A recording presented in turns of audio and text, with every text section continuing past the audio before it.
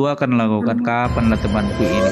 Ayat-ayat Alkitab dia mahir betul walau lari dari konteks lain sebagainya, tapi keberaniannya itu loh saya pikir luar biasa. Sehingga Anda dari Saulus menjadi Paulus gitu. Kan nggak salah Iya, kan iya, punya iya. pengharapan begitu ya kan. Iya. Iya, iya, iya. Bang Juma on Iya. cam dong. Tadi Pak Alif udah on cam. Aku pengen lihat kamu. Boleh nggak Bang Juma? Janganlah. Nggak apa-apa lah. Mana tahu aku jatuh hati sama Bang Juma. Allah. Asik. Ayo dong. Itu foto saya Atau itu. Itu foto saya. Jangan fotonya lah. Aku Atau- pengen aslinya. Ayo dong. Janganlah. Ayolah Bang. Kalau Farhan berani dia. Abang Juma.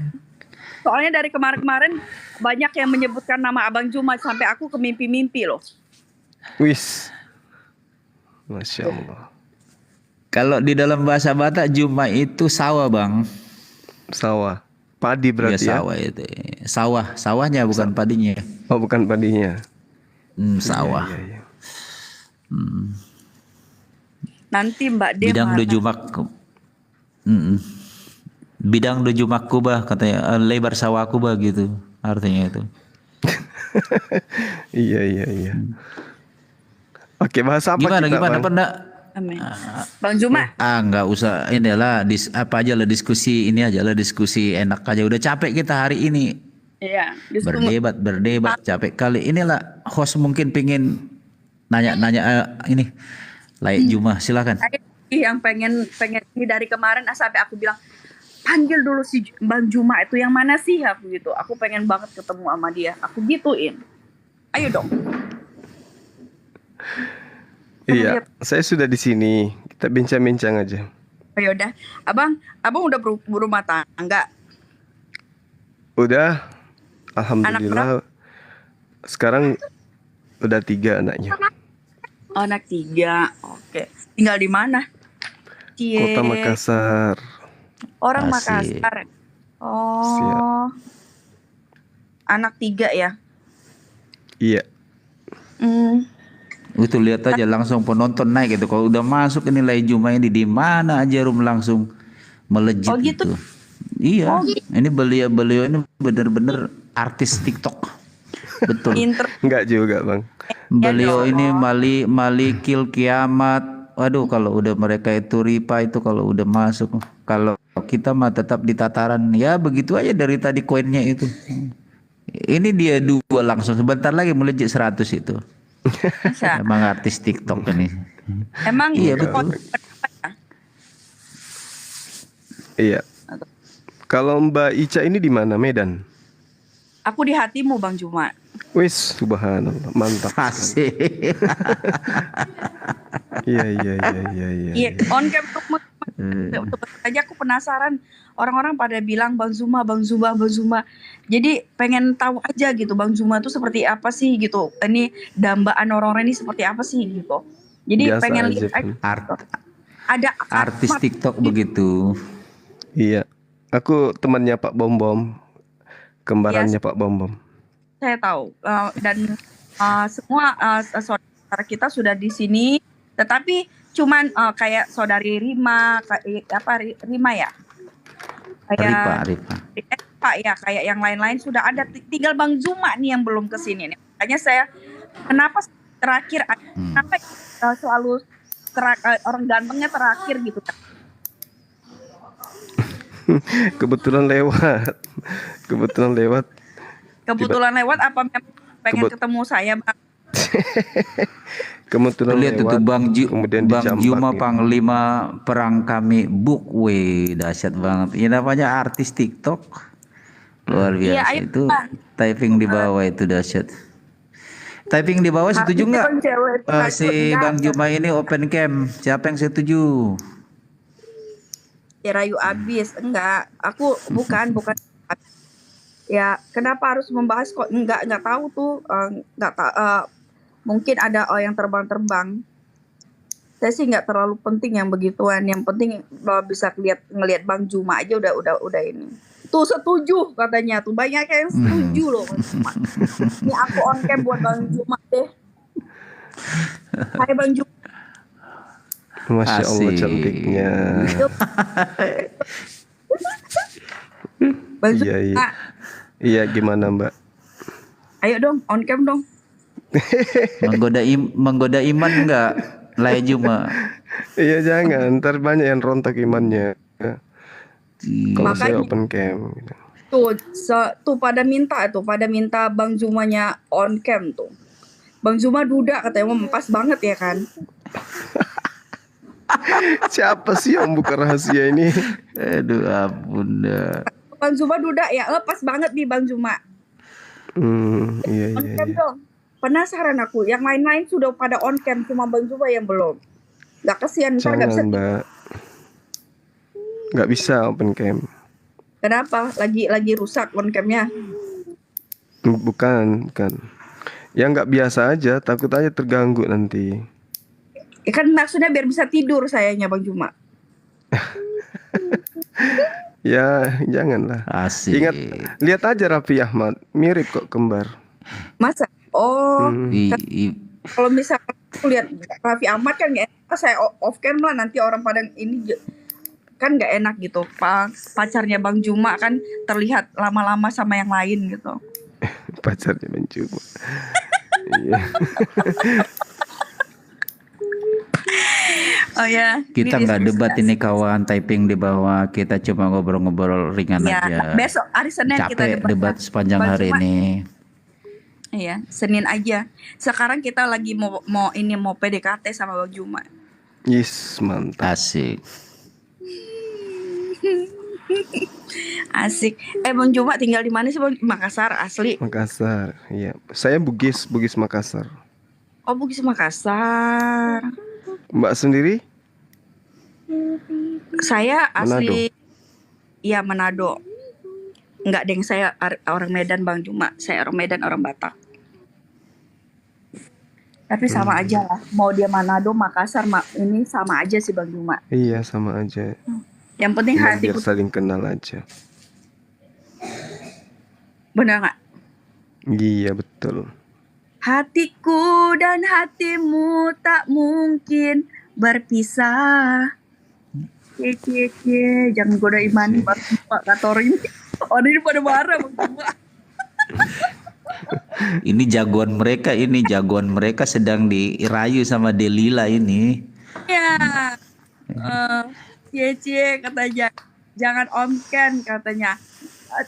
Saya yakin Bang Zuma ini pasti on cam demi saya.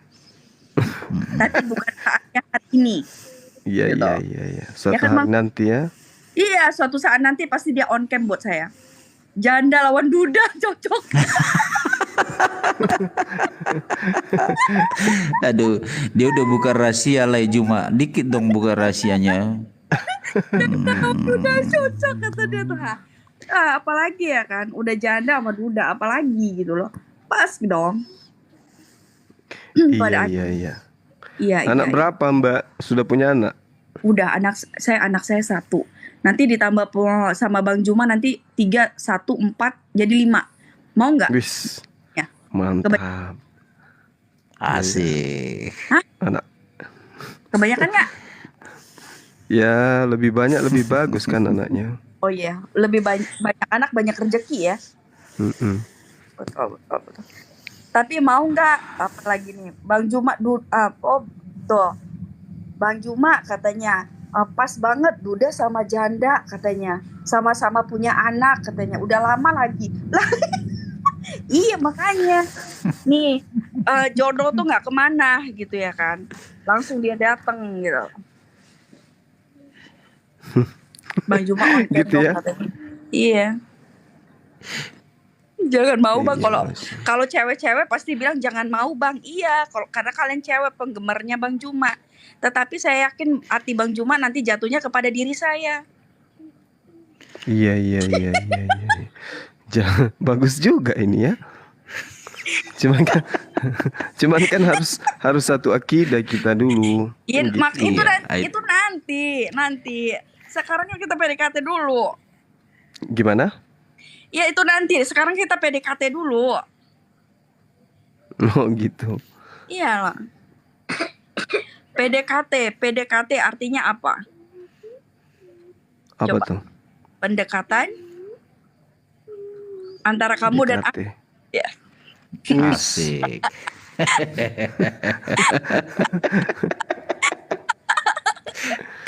Iya iya iya. Iya. Gak bakalan katanya. Gak bakalan, kita Hmm. lihat aja ya Bang Juma ya. Bang Juma tuh kalau udah kesini itu dia tuh Bang, makanya tadi Bang Juma, oh ini beneran nih Bang Juma. Ya kalau cewek-cewek pastilah kalian gak akan mau Bang Juma sama aku. Tetapi kan sekarang yang mengklaim tuh kan hati itu.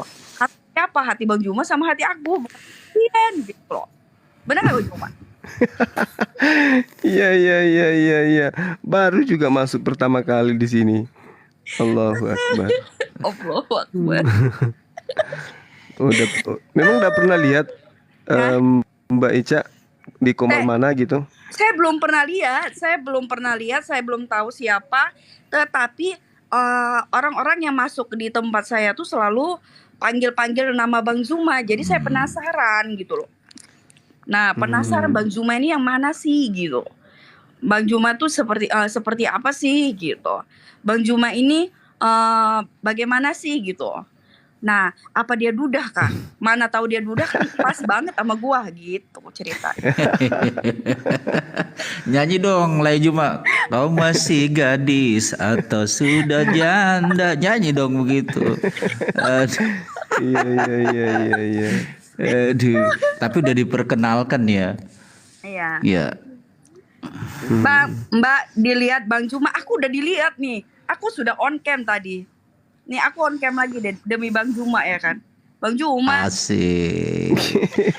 Ini penggemarnya Bang Lai Juma semua ini yang typing di bawah ini. Iya, Bang Zuma on cam dong. Boleh nggak Bang Zuma on cam? Pindah rumah Bang Zuma, jangan. Tapi nanti Ini kok malah justru mirip kayak orang Arab ya Mbak? Iya kan aku Arabia. Arabia mana ya? Bukan, aku Batak. Batak. Kopi Arabia kali, kopi Arabia. Kopi Arabia iya. Atau tetanggaan sama orang Arab gitu ya? Enggak, tetanggaan sama kamu Bang Zuma. Ais, subhanallah. Kita kan bersebelahan rumah. Ingat nggak? Iya iya iya. Kita kan bersebelahan rumah. Tapi Bang Zumanya aja nggak kenal saya.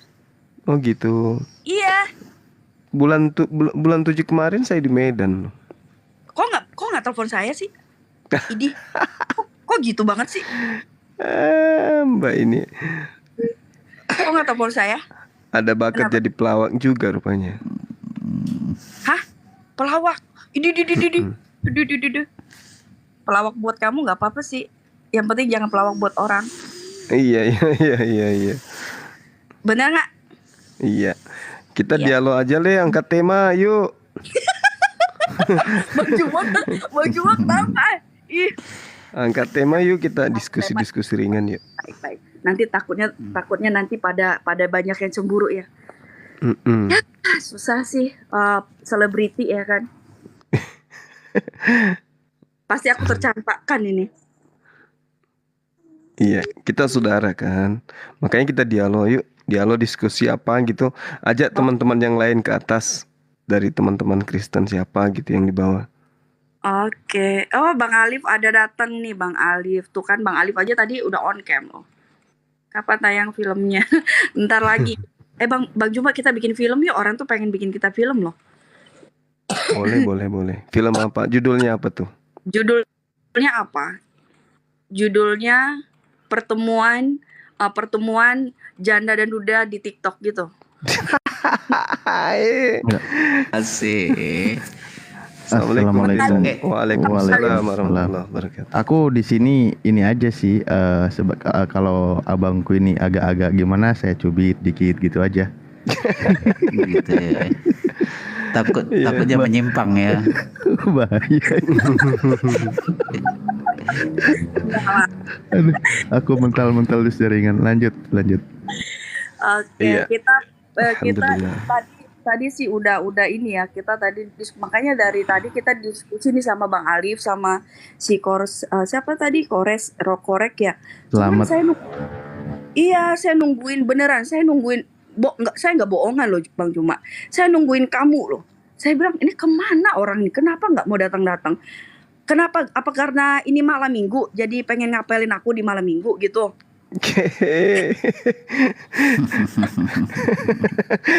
Iya.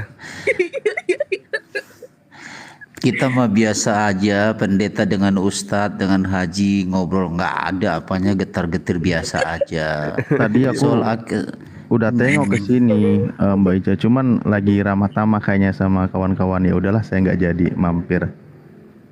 Beneran? Iya, Udah kesini tadi? Serius?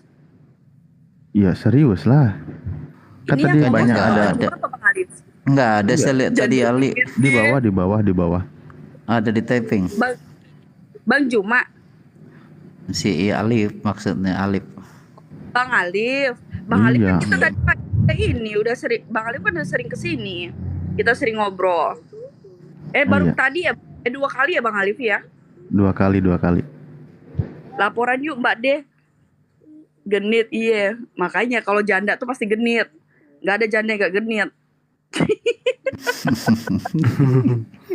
Aduh Tuhan. Terima kasih banyak. Wah, udah mampir ya Bang Juma ya. Thank you banget loh. Iya, Iya, sama-sama. makanya Bang Alif sama Bang Juma ngapelin saya. Tapi Bang Alif udah ada istri, nggak boleh. Kita tidak boleh mengganggu yang sudah punya suami karena itu tidak baik gitu. Tetapi kalau masih sesama single, it's okay gitu. Iya. Ya, Terus ya kita ampun. bahas apa ini?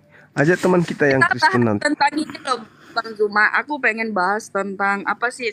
Tetapi di sini aku nggak bisa tanya ya apa namanya menjawab ya. Tetapi aku pengen dapat jelasan aja sih dari Bang Zuma sama Bang Alif. Karena kan aku nggak ngerti. Nanti lah Iya. terus mana Gimana Mbak? udah datang, habis datangnya kemalaman sih. Masa bertamu malam-malam, udah waktunya tidur dia malam-malam datang. Datang siang tuh Bang Juma ngapelin malam. Iya. Oke, ini sih Bentar aja. Ini udah jam, Medan kan baru jam 11 kan? Baru jam 10 pun. Emang di situ jam berapa?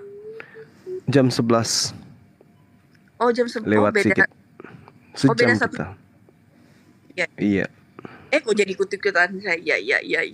Ya udah, ini aduh jadi grogi ada Bang Juma di sini beneran gemeteran saya. Atau saya harus turun aja? Jangan di sini aja deh. Oh, biar nggak Bang Alif, Ya. Bang Alif, Bang Alif. Jinda Paldi. Jangan tinggalin kami berdua, nanti datangnya saya kan bahaya loh. Pak Pendeta nggak dianggap ya? Beliau ada di sini. Enggak, kalau misalkan kita berdua gitu maksudnya. Iya. Iya. Oke, Bang Zuma, ini kita ini sih bicara tentang tadi wanita ya. Menurut Bang Zuma gitu, wanita tuh seperti apa sih dalam pandangan Islam gitu? Iya. Kalau dalam Islam itu wanita itu makhluk yang paling mulia gitu. Sangat dimuliakan wanita itu dalam Islam. Sangat-sangat dimuliakan. Sampai dalam Al-Quran itu ada surah yang terkait dengan wanita. Seperti surah An-Nisa gitu. Jadi wanita dalam Islam itu sangat diistimewakan gitu Mbak.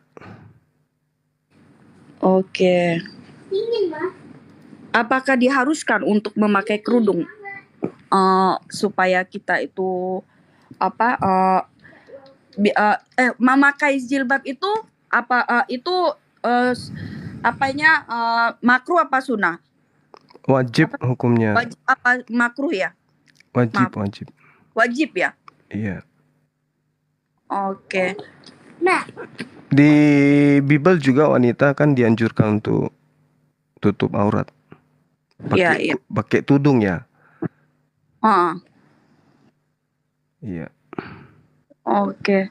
Wajib ya. Oke. Ada pertanyaan nggak Bapak Pendeta Ben? Jadi kalau Ribka pakai telukung ya. Iya. Jadi gini, Bang Juma, kami bertanya aja Bang ya. Pasti Anda lebih memahami lah kami karena perlu Anda mengcounter tentang ini kan. Jadi tentang kami ingin tahu aja, pengen sedikit memahami lebih jauh tentang posisi wanita itu. Kan sekarang gini, Iya. di Cisarua Bogor itu kan dengan istilah kawin mutah itu ya. Iya. Jadi banyak mereka orang-orang kita dinikahi ya, walau nih oknum sifatnya orang-orang kita Arab dari sana, setelah menikah punya anak ya ditinggal begitu saja. Jadi kita dari luar memandangnya ya kok begitu amat wanita itu diperlakukan, kok nggak mulia, kok nggak berharga gitu, dengan istilah dalam embel-embel ya karena keturunan ini keturunan nanti dapat pahala. Ini kami pingin penjelasannya, Lai Jumah, silakan. Iya. Jadi kalau berbicara mengenai nikah mut'ah, itu hukumnya batil. Kalau dalam Islam itu hukumnya haram. Itu dilarang. Itu haram ya. Iya. Tapi kalau di dalam agama Syiah, mereka justru menjadikan itu sebagai satu hukum, dibolehkan gitu. Hukum positif begitu. Ya, sekiranya gitu.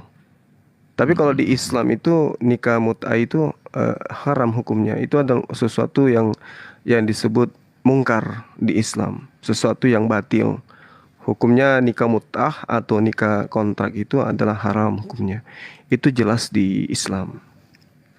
Jadi kalau saudara mengatakan, Pak Pendeta mengatakan itu buruk di pandangan kami, ya memang itu adalah hal yang buruk dan memang tidak dibolehkan dalam Islam. Kawin kontra itu nggak bisa. Nah, katanya wanita itu dimuliakan, Bang Zuma. Tetapi kenapa mereka itu di istri satukan, istri duakan, istri tigakan? Kan Iya, jadi sama ya, dong. ya. Jadi yang dikatakan wanita itu dimuliakan itu ya dinikahi, Mbak.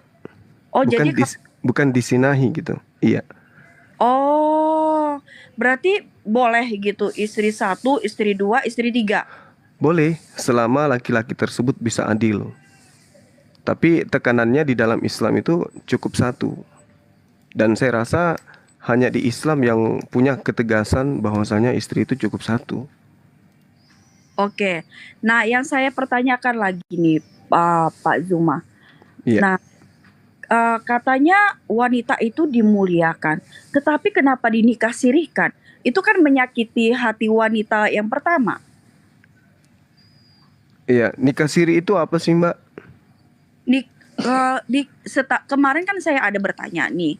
Nah, katanya nikah siri itu nikah, katanya sih ya, nggak tahu, ini saya hanya mendengar, kan saya hanya di sini, saya hanya sebagai host ya, ingin bertanya, dan saya hanya mendengarkan penjelasan dari pihak itu gitu. Nah yang saya tanyakan itu nikah siri katanya itu nikah yang apa ya, kemarin katanya yang nikah sah sama agama tetapi tidak sah sama hukum. Apa benar Pak Juma? Ya, kalau saya melihat dari perspektif nikah dalam Islam itu kan artinya sesuatu yang dilakukan terkait dengan hukum yang ada di dalam syariat Islam, di mana rentetan daripada kaidah ini itu harus memiliki pemenuhan terhadap syarat-syarat. Betul aja, itu artis TikTok Kristen udah masuk malikil. Ini artis TikTok Muslim, artis TikTok Kristen udah masuk. Ini betul-betul. Ini memang seimbang ini berdua nih. Ya. Lanjut Bang. Lanjut Bang. Saya masih pengen banyak tanya ini soal wanita. Oke, terima kasih. Lanjut Bang Juma. Iya. Abang aja deh. Jadi kalau dikatakan terkait dengan nikah siri gitu ya. Ya, di Islam itu tidak terlalu terkait dengan istilah ini, tapi di Islam nikah itu harus jelas-jelas kedudukannya gitu. Ada beberapa syarat sah nikah yang harus dipenuhi. Nah, kalau dikatakan bahwasanya nikah siri itu terkait dengan eh, hukum Islam, di Islam itu tidak kenal dengan nikah siri ini. Gitu, Mbak. Bisa tanya sedikit lagi ya. Karena kalau nikah siri maaf, itu host. Bentar, bentar. itu adalah hal yang dikenal dalam masyarakat Islam. Sehingga sejarah awal keberadaannya dan muncul istilah tersebut itu tidak dikenal secara pasti, namun bukan dari Islam. Istilah nikah siri ini adalah tidak dikenal dalam fikih, baik itu fikih klasik maupun modern yang ada saat sekarang ini. Karena tidak ada literatur Islam yang mengajarkan tentang nikah siri. Iya. Iya. Tapi kan katanya dimuliakan. Di Islam terkait dengan memuliakan wanita itu jangan disinahi, tapi dinikahi gitu loh. Nah, syarat sah nikahnya itu ada. Syarat sah nikahnya itu ada. Kalau terkait dengan apa yang dikatakan nikah siri, itu fenomena yang memang sudah sangat tua, tapi bukan dari Islam asalnya. Gitu loh, Mbak. Lalu terkait dengan memuliakan wanita, ya wanita itu nggak boleh disinahi, nggak boleh diperlakukan semena-mena. Kalau ada laki-laki yang menginginkan wanita tersebut, ya harus dengan cara-cara yang terkait dengan syariat. Gitu, Mbak.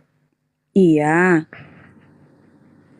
Gimana ya? Kan konsepnya itu kan wanita itu dimuliakan. Berarti dimuliakan itu boleh menikahi wanita lain. Tetapi tidak memikirkan hati wanita yang dimuliakan itu. Apakah benar? Nah, berarti dia tidak adil.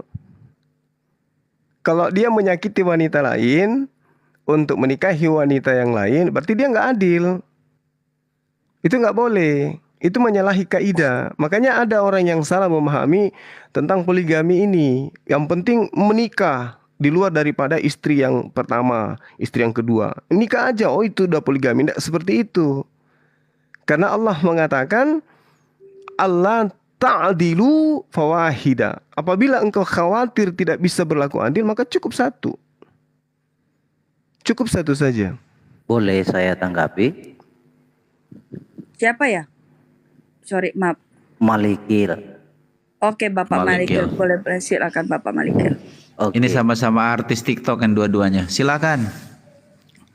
Oke, siap. Mungkin sebelum dulu Bang Zuma, Bro Ali, Bro Tom, Pak Ben dan host. Shalom. Selamat malam semua ya. Selamat. Iya. Iya, jadi kawanku Zuma ya berkata bahwa diajarkan untuk harus menikah. Nah, atau kalau mau lebih harus bisa berlaku adil. Nah, memang kita urai satu-satu ya. Ini pakar Islam ini. Bentar dulu kawan. Ulama kayaknya ini, ulama hadis. Ini Bro Zuma, aduh, saya udah gugup ini, jangan begitu. Yang penting jangan sampai mati lampu, Bang ya. Iya, aman. Kalau hilang berarti mati lampu, Bro. Nah, jadi gini ya. Dasarnya di mana aturannya itu kalau di Islam perempuan itu diperlakukan dengan baik, ya. Di mana dasarnya ayatnya. Nah, kalaupun itu ada, saya ingin tanya, mengapa Ali dan Nabi itu pernah menyetubuhi perempuan tanpa menikah? Bahkan tanpa dinikahi sampai punya anak. Nah itu contoh kalau layar saya bisa dibesarin supaya saya bisa bawa data. Oke, baik. Oke.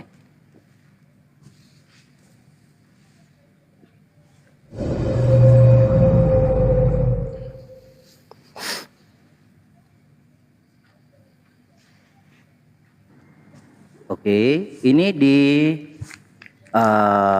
apa ya? Diriwayatkan oleh At-Tahrim ya, ini At-Tahrim ayat 1. Diriwayatkan oleh Al-Hakim, saya harap saya sampai selesai ya bro. Saya buka ini dan satu lagi baru bro ganti ya. Oleh Al-Hakim dan An-Nasai dengan sanad yang sahih. Yang bersumber dari Anas bahwa Muhammad mempunyai seorang sahaya yang suka disentuhnya. Namun karena Siti Hafsah selalu merongrongnya, maka Muhammad mengharamkan sahaya tersebut bagi dirinya. Maka Allah menurunkan ayat ini sebagai teguran kepada beliau karena mengharamkan yang halal.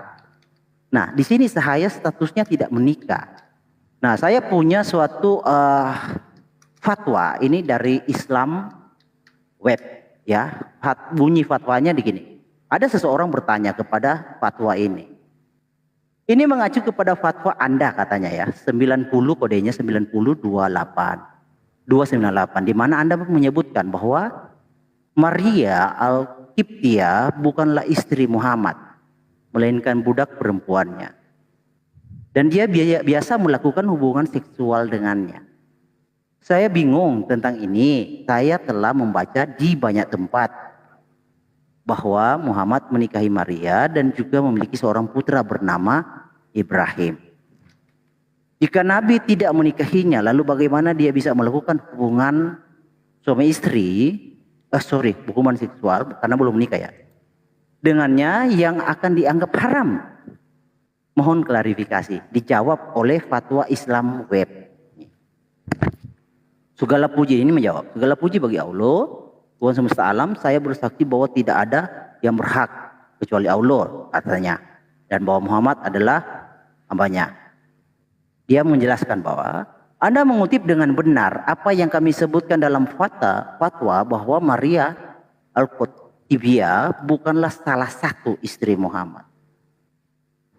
Namun dia biasa melakukan hubungan intim dengannya sebagai budak wanita yang dimiliki dan dia melahirkan putra Ibrahim. Nah, kalau petunjuk Bro Suma dari tadi kan harus dinikahi ya dengan mahar, dengan wali. Nah, faktanya ada yang tidak dinikahi tapi boleh Nabi setubuhi. Nah, menurut Bro Suma gimana itu?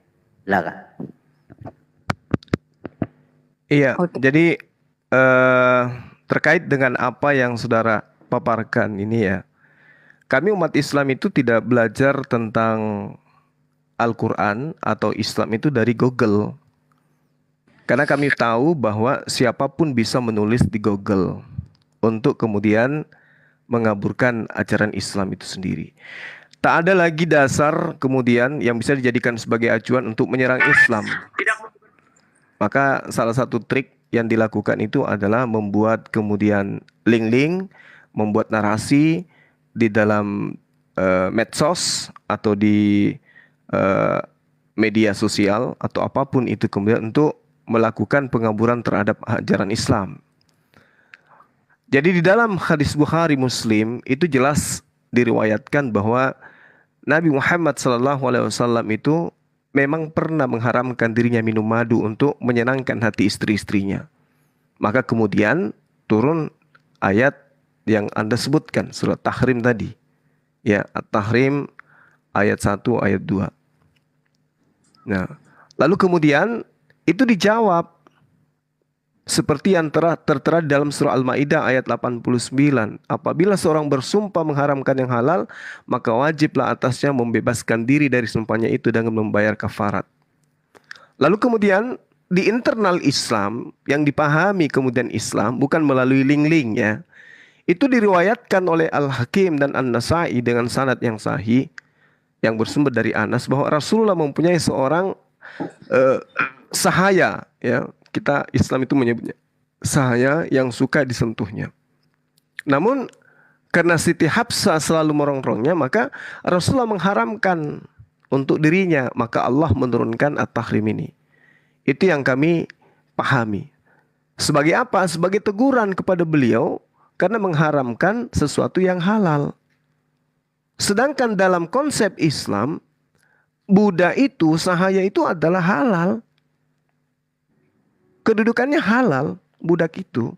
Dan itu sudah terjadi jauh sebelum baginda Rasulullah Muhammad SAW. Anda boleh baca dalam kitab saudara. Bagaimana kemudian Daud, bagaimana Salomo, budak-budaknya itu sampai ratusan. Dan itu dia gauli tanpa dinikahi. Bahkan kalau Anda melihat di dalam kitab yang Anda gunakan, Abraham pun tidak diceritakan menikahi Sarah seketika menjadi istri. Jadi itu Islam itu indah sekali gitu loh, sehingga orang menghabiskan waktu tenaga untuk bagaimana caranya menjatuhkan marwah Islam, tapi nggak bisa. Ketika dikatakan janganlah engkau sebarluaskan bahwa Ummu Ibrahim Maria Al-Qibti telah aku haramkan bagiku, sejak itu Rasulullah tidak mendekati hingga Hafsah memberitahukan hal itu kepada Aisyah. Maka Allah menurunkan ayat itu, jangan kau mengharamkan apa yang halal bagimu. I love you. Ya, itu kaidah dalam ajaran agama Islam, itu kaidah.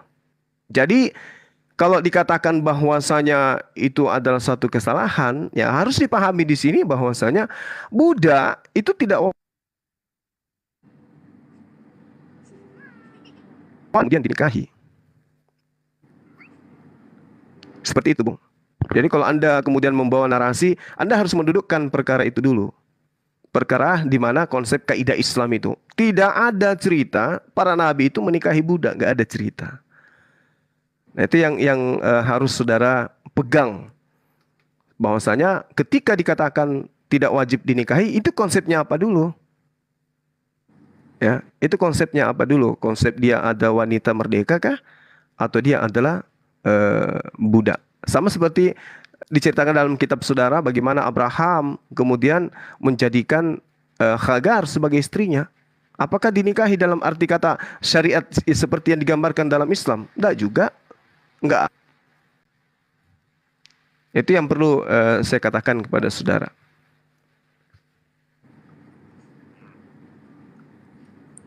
Oke, sudah? Iya. Oke. Gini, kalau kita berbicara tentang madu, ya, memang di dalam penjelasannya itu ada dua sudut pandang. Ada yang mengatakan madu, ada yang mengatakan Maria Koptik. Tapi coba kita menelaah dengan akal. Apa mungkin madu itu bisa sampai buat orang berantem?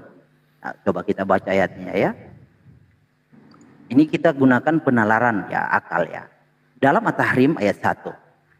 Dan itu berulang kali loh. 2 kali kepergok ya. Wahai Nabi, mengapa engkau mengharamkan apa yang dihalalkan Allah bagimu? Engkau bermaksud menyenangkan hati istri-istrimu. Allah Maha Pengampun lagi Maha Penyayang. Jadi di sini sudah kepergok di ayat 1. Nah, kepergok dengan Maria atau madu, tapi kita lihat apakah ini madu beneran atau Maria. Kedua, sungguh Allah telah mensyariatkan untukmu pembebasan diri dari sumpahmu. Allah adalah pelindungmu dan Dia Maha mengetahui lagi bijaksana. Ayat 3. Ingatlah ketika Nabi membicarakan suatu rahasia, suatu peristiwa kepada salah seorang istrinya, Hafsah. Kemudian ketika dia menceritakan peristiwa itu kepada Aisyah dan Allah memberitahukannya kejadian itu kepada Muhammad, dia memberitahukan kepada Hafsah sebagaimana dan menyembunyikan sebagian yang lain. Ketika dia, Nabi, memberitahukan pembicaraan itu kepadanya, Hafsah dia bertanya, siapa yang telah memberitahumu hal ini?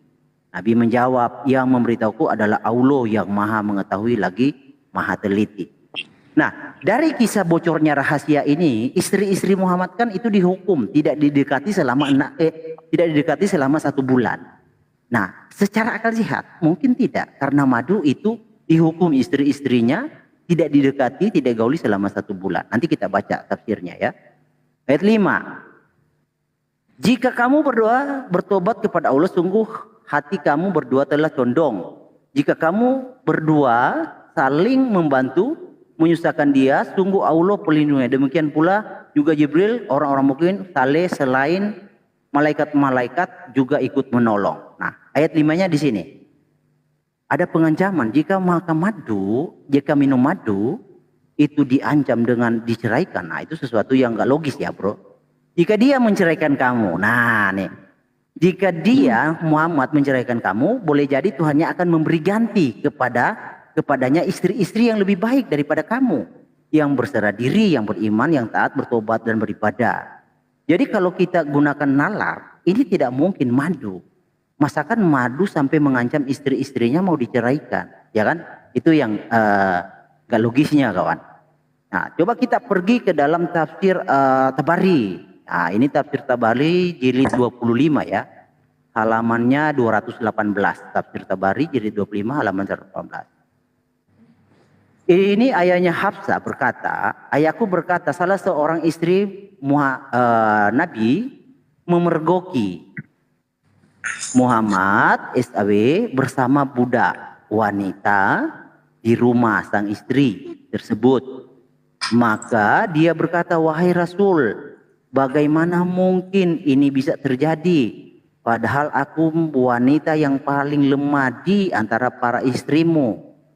Muhammad SAW lalu bersabda padanya, diamlah, jangan beritahukan ini kepada siapapun. Dia haram bagiku bila aku mendekatinya lagi setelah ini untuk selamanya. Jadi sesuatu yang dipergoki adalah bersama si budak. Bersama budak wanitanya. Jadi kalau madu memang kalau dengan akal sehat itu nggak mungkin. Dan kalau itu madu, logikanya begini. Kita pakai logika ya. Muhammad berarti punya otoritas mengharamkan dan menghalalkan sesuatu. Itu kan? Allah kan tidak pernah mengharamkan madu. Mengapa Muhammad mengharamkan? Nah logikanya begitu. Jadi Muhammad punya kuasa mengharamkan sesuatu. Sedangkan madu itu adalah sesuatu yang bermanfaat. Nah mungkin itu bro pendekatannya. Tetapi kalau kita mengacu tentang perlakuan wanita, kawan-kawan muslim, kita coba baca hadis dia di dalam Sahih Muslim 794. Kita baca di sini. Ini hadisnya panjang ya. Tapi kita baca dari ini aja. Muslim dari Masruk dari Aisyah radhiyallahu anhu. Dan disebutkan di sisinya sesuatu yang memutuskan sholat adalah anjing, keledai, dan wanita. Jadi wanita itu masuk ke sialan antara anjing, keledai, dan wanita. Jadi tiga ini anjing, keledai, dan wanita adalah kesialan yang juga bisa memutuskan sholat. Nah, Aisyah berkata, sungguh kalian telah menyerupakan kami dengan keledai dan anjing. Nah, demi Allah sungguh aku telah melihat Muhammad dan seterusnya. Jadi ada hal-hal yang memang tidak sesuai dengan tekstual. Mungkin kawan Kusuma kedepannya mungkin bisa revisi hal-hal demikian karena masih beredar bahwa perlakuan Islam, pengajaran Islam terhadap wanita itu tidak seperti yang Bro Suma sampaikan. Monggo silakan. Iya baik. Jadi ada beberapa hal yang ingin saya katakan di sini ya. Bahwa terkait dengan ajaran Islam, sekali lagi saya katakan bahwa umat Islam itu tidak belajar dari link-link yang seperti Anda gunakan gitu loh. Umat Islam itu memiliki kitab Al-Quranul Karim dan kitab hadis sahihah. Nah, memang banyak riwayat yang menceritakan tentang apa yang saudara ceritakan. Tapi satu hal yang mesti saudara pahami, yang pertama adalah perbudakan itu bukan produk Islam. Justru ketika Islam itu datang, ya, perbudakan sudah menjadi pola hidup seluruh umat manusia. Bukan hanya di Arab, nyaris di semua peradaban manusia pasti ada perbudakan. Nah, itu yang perlu dipahami dulu. Lalu kemudian perbudakan itu bukan semata-mata penindasan manusia terhadap sesamanya manusia. Tetapi ada aspek lain. Perbudakan ini bagian utuh dari sendi dasar perekonomian suatu bangsa pada masa itu. Sehingga menghilangkan perbudakan itu berarti meruntuhkan sendi-sendi perekonomian yang ada pada masa itu. Ini yang perlu saudara pahami. Lalu kemudian apa kaitannya dengan Rasulullah Muhammad SAW dengan istrinya? ya, Maria ini. Apa kaitannya dengan itu? Yaitu tadi saya katakan, ini terkait dengan sendi-sendi perekonomian pada masa itu. Jadi tidak bisa serta-merta dikatakan, oh di dalam Islam itu begini. Ada riwayat seperti ini dan seterusnya. Memang banyak hal yang menceritakan tentang madu, tentang Maria dan seterusnya. Tapi yang perlu dipahami adalah lahirnya kecemburuan para istri Rasulullah ketika Rasulullah Muhammad SAW dekat kepada budaknya yang bernama Maria ini tadi. Sehingga muncul cerita-cerita yang ya Anda lihat saat sekarang ini. Anda jadikan itu sebagai penopang untuk kemudian mengatakan Rasulullah Muhammad SAW itu melakukan kesalahan. Salahnya di mana? Perbudakan itu adalah bukan produk Islam. Budak itu kemudian dalam hal terkait dengan syariat bisa digauli tanpa dinikahi. Namanya juga budak. Tapi pada masa itu orang-orang yang menggauli budak dalam kondisi tertentu itu adalah suatu kehinaan. Karena budak itu adalah sesuatu yang dinilai sebagai manusia yang hidupnya di strata terendah. Tapi terkait dengan istrinya yang bernama Maria ini, itu harus dipahami bahwasanya beliau ini, Maria Al-Qibtiyah ini, itu merupakan putri seorang pembesar Mesir. Sehingga itu berdampak kepada apa yang saya katakan tadi, sendi-sendi bukan hanya sekedar penindasan terhadap sesama manusia. Tetapi status Maria ini yang menjadi istri Rasulullah itu bukan sesuatu yang tidak punya alasan dasar selain daripada istilah perbudakan atau istri yang seperti yang Anda pahami ini. Bukan begitu. Jadi seorang pembesar Mesir dinikahi oleh Rasulullah, kenapa tidak sama seperti nikahnya kepada istri yang lain? Karena dia statusnya budak. Dia adalah hamba sahaya. Status sosialnya sama seperti budak. Karena Maria adalah hadiah. Dari siapa? Dari Raja Mesir. Nah, sehingga ketika ada terjadi kecemburuan dari istri-istri yang lain, ya wajar. Itu manusiawi. Kecemburuan itu biasa. Tetapi hal yang perlu saudara pahami, budak itu bukan produk Islam. Perbudakan juga sudah diakui oleh hukum positif yang dibenarkan oleh undang-undang semua peradaban manusia. Memiliki budak, menjual, menukar atau mempertaruhkan adalah tindakan yang sesuai dengan hukum yang berlaku secara universal pada masa itu. Maka budak yang melarikan diri dari tuannya itu tidak bisa begitu saja dibebaskan oleh orang lain. Secara hukum, mengambil budak yang lari dari tuannya adalah tindakan melawan hukum. Itu konsep. Nah, lalu kemudian adanya hukum positif semua bangsa tentang budak, termasuk juga keabsahan untuk menyetubuhi budak perempuan, itu merupakan bagian dari aturan yang diakui oleh semua bangsa yang hidup pada masa itu. Bukan hal yang aneh, bukan hal yang melanggar hukum. Sehingga ketika Anda melihat itu dengan kacamata kita sekarang, memang Anda merasa aneh. Tapi cobalah Anda buka diri. Bagaimana tindakan perlakuan terhadap wanita di dalam Bible yang Anda gunakan? Wanita yang diperkosa kemudian wajib hukumnya dinikahi oleh yang memperkosa. Bagaimana kemudian seorang wanita bersama dengan adiknya wanita lain memperkosa bapaknya sendiri? Itu banyak kaidah-kaidah seperti itu dalam kitab saudara. Tapi Anda kemudian terbelalak ketika melihat kisah di dalam Islam yang seakan-akan wow. Karena Anda tidak memahami konsepnya. Anda melihat kacamata sekarang, kacamata yang ada sekarang, melihat teropong 1400 tahun silam. Anda keliru di situ. Sementara Islam itu diwahyukan tidak sekaligus. Islam itu berangsur-angsur untuk memperbaiki kemudian pola kehidupan manusia dalam kaitannya dengan Tuhannya dan sama manusia. Jadi Islam turun kemudian jelas untuk menghilangkan perbudakan. Kalau di agama Anda itu tidak. Istri tetap budak. Istri harus memperlakukan Tuhannya sama seperti dia memperlakukan Tuhannya. Kalau di Islam tidak ada yang kayak begitu. Ya, saya kira gitu sementara. Silakan. Iya. Oke, silakan.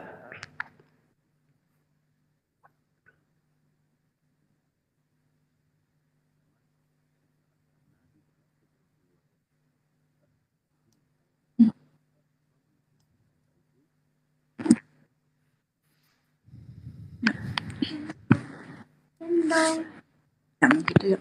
Ingin.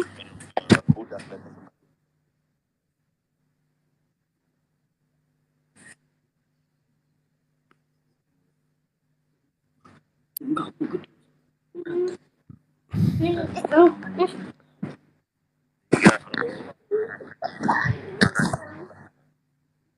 Itu punya Sina.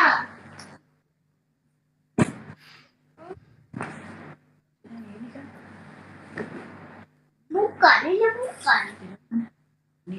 Ya, ini punya Sina juga.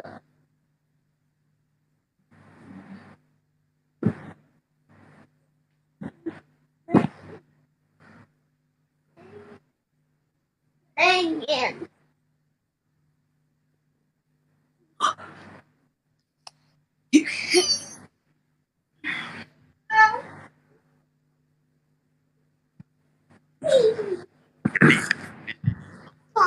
Sebelah sini.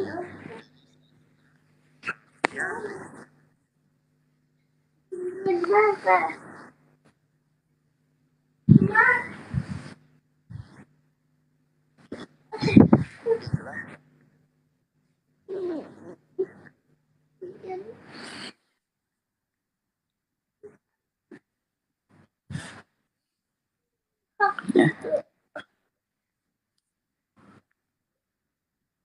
Udah. Ini lagi. Di depan juga. Gak boleh. Gak boleh depan, nanti kucing-kucing di sana. Ada kucingnya, terus gigit kamu.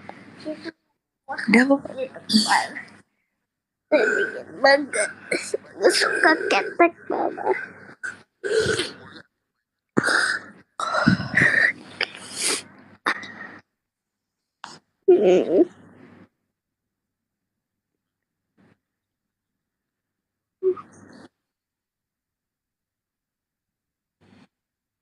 Boleh madep sini enggak? Boleh. Nanti lo sudah madep sana.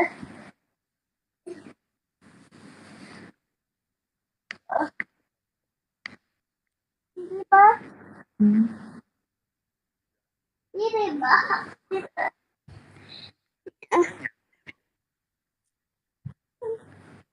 Pasir.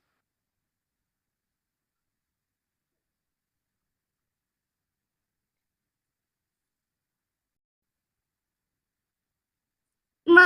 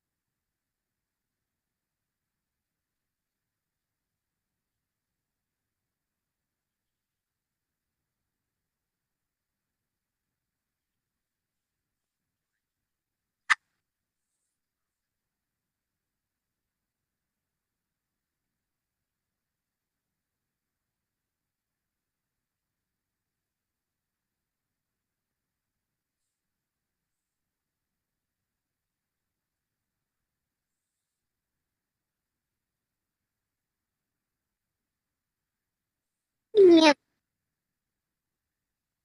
Ini yang bicara siapa ya? Kalau boleh tahu, maaf. Ya, makasih Dinda. Oh, Pak Alif. Alif. Oh, kok di sini ada mute? Iya, sinyalmu ya? bro, sinyalnya. Iya, Oh, iya ada suara tapi di sini mute. Anehnya di situ. oke. Wah.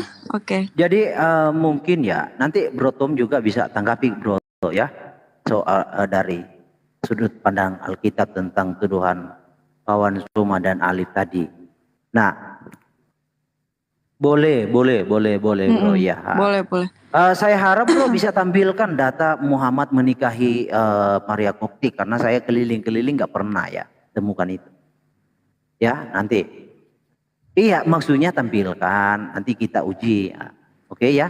Oke, saya tanggapi kawanku Suma tadi mengatakan bahwa Islam itu memerdekakan budak, lalu memperlakukan perempuan begini-begini, gini ya. Saya mulai dari budak ya bro. Saya mulai dari budak ya. Islam itu bukan memerdekakan budak. Dalam hal ini Muhammad ya. Tidak ada. Justru Muhammad itu dagangannya budak. Ya, contoh ya di sini ya. Di Sunan Abu Daud 3445. Muslim, kawan-kawan muslim di bawah bisa screen. Kalian baca sendiri. Sunan Abu Daud 3445. Justru Muhammad juga dagang budak. Oke, kita baca. Jabir bin Abdullah, waktu saya jadi lama karena saya baca data, nggak apa-apa ya bro. Bahwa seorang laki-laki berjanji kepada budaknya bahwa dirinya akan merdeka setelah ia tuan meninggal. Padahal ia tidak memiliki seorang pun selain budak tersebut. Lalu Muhammad memerintahkan agar menjualnya.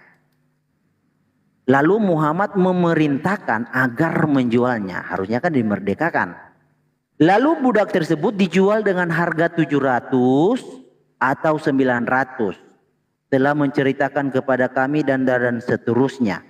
Oke, jadi di sini yang lebih spesifiknya lagi di Musnan Ahmad 13755 ya. Di dalam Musnan, kawan-kawan di bawah ya silakan di screen biar kalian bisa cek sendiri ya. Musnan Ahmad 13755. Nah, di sini lebih spesifik lagi. Sang Nabi sambil teriak-teriak. Nah, di sini Abu Jubair dari Jabir, sesungguhnya ada seorang dari Ansor bernama Abu Mazkur membebaskan seorang budak muda yang bernama Yakub dengan sistem dubur. Dengan sistem dubur akan terbebas jika tuannya wafat. Itu sistem dubur. Karena dia tidak mempunyai harta selainnya, lalu Muhammad memanggilnya lalu bersabda. Nah, Muhammad bersabda, siapa yang akan membelinya? Siapa yang akan membelinya? Jadi ini jualan ini. Orang kan kalau jualan teriak, siapa yang akan membelinya? Siapa yang akan membelinya? Lalu Nuaim bin Abdullah An-Nahami membelinya dengan harga 800 dirham dan dibayarkan kepadanya, kepada Muhammad, karena Muhammad yang menjual. Bersabda, jika salah seorang dalam keadaan fakir, maka mulailah dari dirinya. Jika dia mempunyai kelebihan, maka untuk orang yang menjadi tanggungannya, lalu kerabatnya. Atau bersabda kepada orang yang masih kerabat, lalu untuk ini dan itu.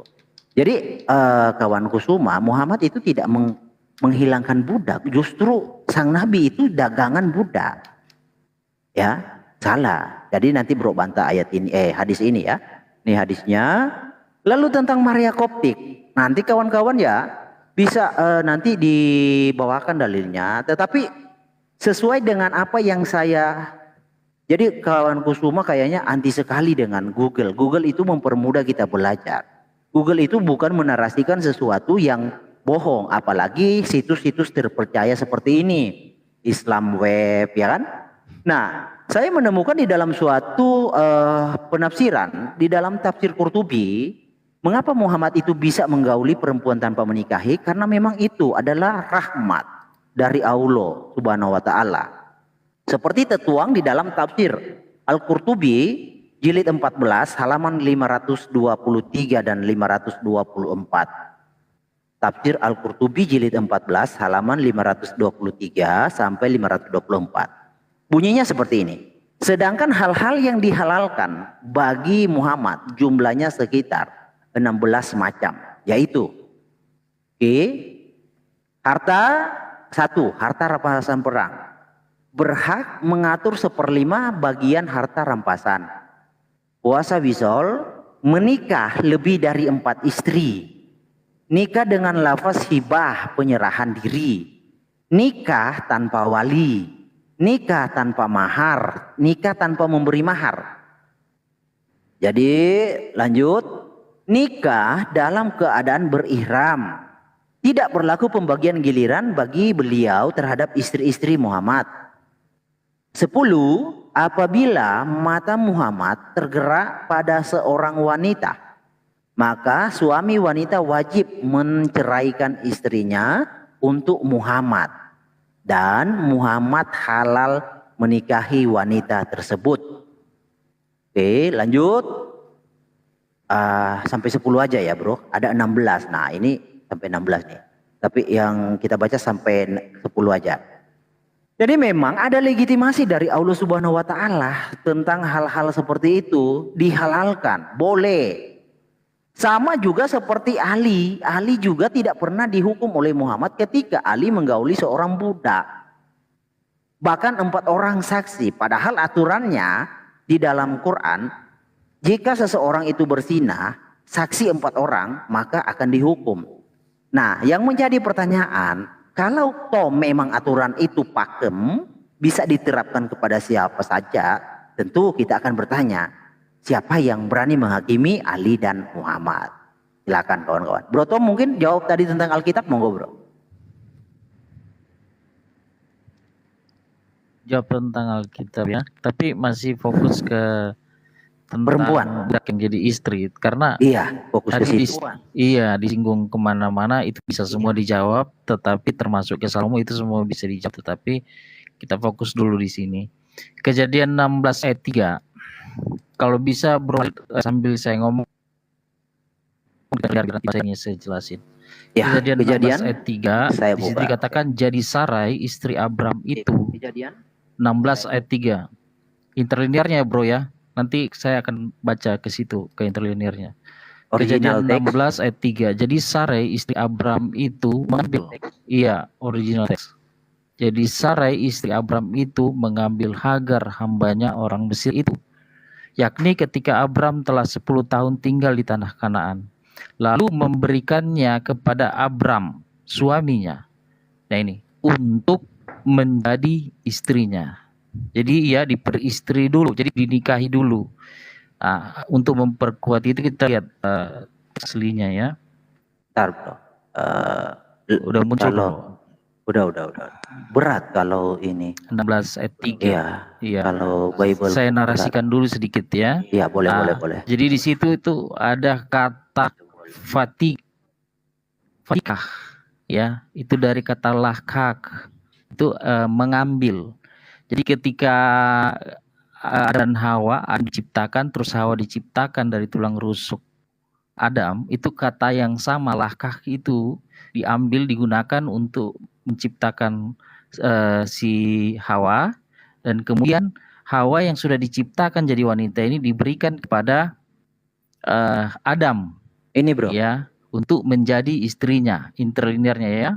Ketika Fatikah. Sarai Ya. eset Abram, iya Fatikah ya. Iya, Fatikah. Fatikah. Nah, Sarai eset Avram et Hagar hamisrit sipata mikes eser sanim lesebet Avram beeres Kenaan watiten ota le Avram Isah lo le Isah.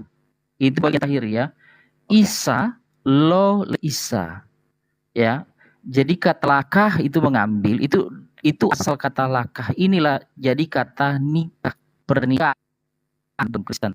Kata ini dipakai oleh Abraham ketika mengutus hambanya untuk mengambil Ribka menjadi istri Ishak.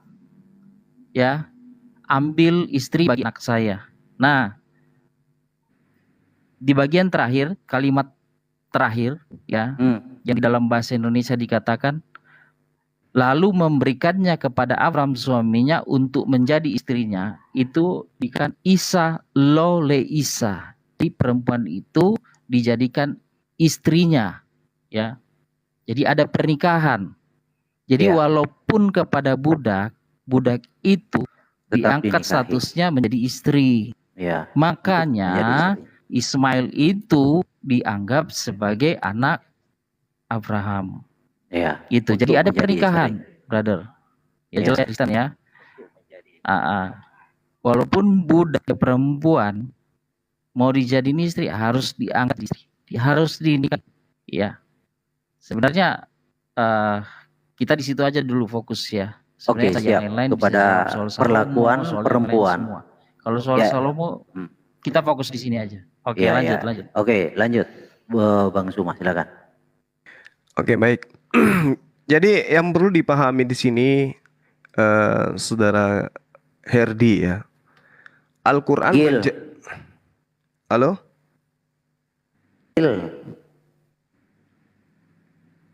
Kenapa? Maku malikil, bro, begitu. Ya, Herdi. Jangan seperti Paulus, Anda namanya Saulus ganti Paulus hanya untuk licik gitu ya. Walaqad karramna bani Adam wa hamalnahum fi barri wal bahri wa razaqnahum minat thayyiba wa faddalnahu ala katsir mimman khalaqna tafdila.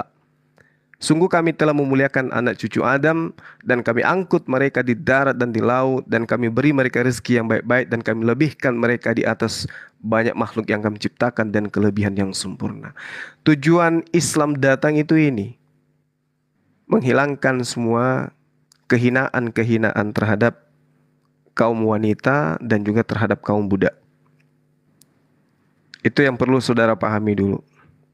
Tujuan kedatangan Islam itu membuktikan bahwa Allah itu memuliakan anak cucu Adam, menghilangkan perbudakan, lalu kemudian melebihkan mereka di atas makhluk lain, menghilangkan pencabulan, seperti yang ada di kitab saudara. Nah, saya terangkan supaya saudara paham. Ketika Islam itu datang, memang tidak mengharamkan sistem perbudakan. Namun, Islam itu datang dalam memecahkan persoalan yang terkait dengan perbudakan ini.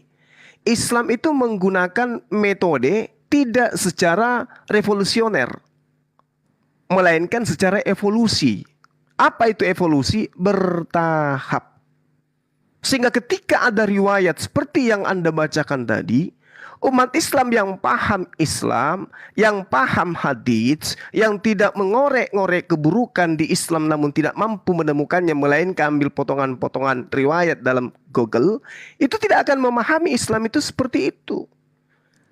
Jelas sekali Islam sangat menghendaki penghapusan terhadap perbudakan yang ada dalam arti sempit ataupun harfiah maupun dalam arti luas atau secara kontekstual. Nah, kalau kita melihat kapan dan di mana Islam itu kemudian pertama kali ada, ya kami umat Islam itu patut bangga bahwa Islam sudah memulai menyadarkan manusia bahwa derajat manusia itu sama.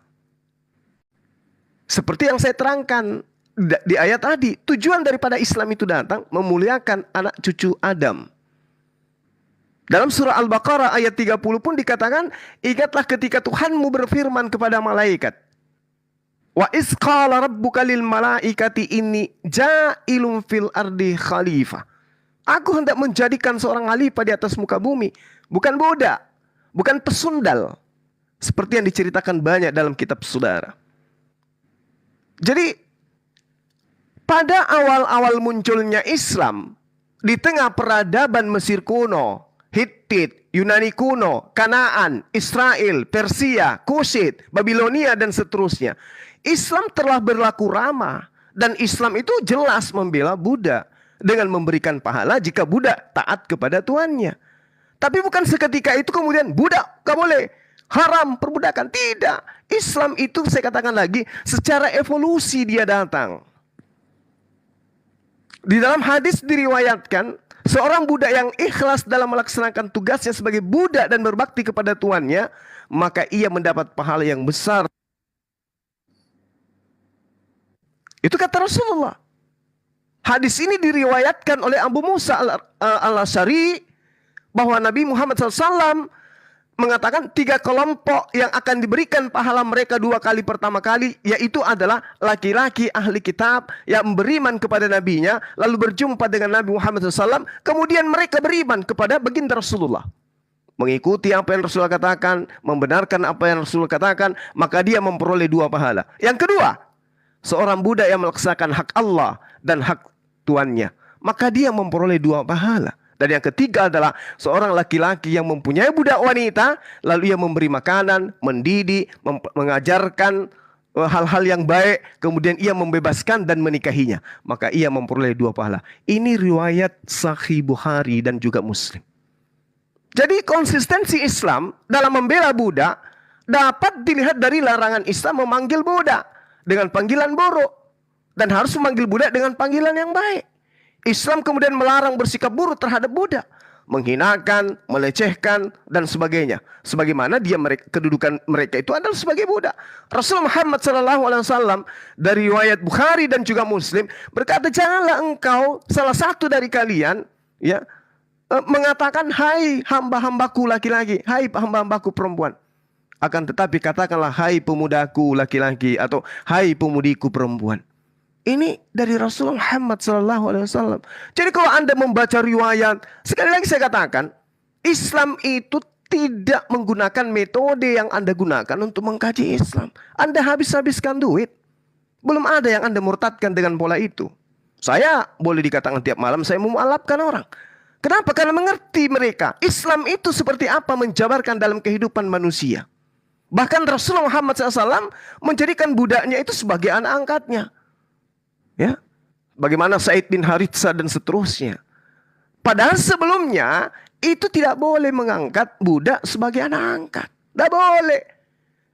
Inilah kemuliaan Islam itu. Jadi kalau Anda menggunakan kacamata Anda menilai kedudukan riwayat yang ada pada masa lampau, saya sendiri malas dan saya merasa Anda itu awam, minim sekali terhadap Islam. Ya. Ketika Said bin Haritsah kemudian berkata, Rasulullah Muhammad SAW itu, Ibnu Umar berkata, dulu kami tidak memanggil Said kecuali dengan panggilan Said bin Muhammad. Sehingga turunlah ayat panggilan anak-anak angkatmu dengan menasabkan kepada nama bapak mereka. Karena itu yang lebih baik dan adil di sisi Allah. Dulu Said itu dipanggil dengan nama baginda Rasulullah Muhammad SAW. Membuktikan bahwasanya kedatangan Islam itu untuk menjabarkan Al-Quranul Karim. Walaqad karramna bani Adam wa hamalnahum fi barri wal bahri wa razaqnahum minat tayyiba wa faddalnahum ala katsir mimman khalaqna tafdila. Sedangkan Anda, ajaran kasih, mana ada Yesus memerdekakan budak? Yesus mendudukkan orang di luar daripada ajarannya sebagai undoing dalam kaidah-kaidah Islam. Jadi sekali lagi saya sarankan, makasih Mbak De.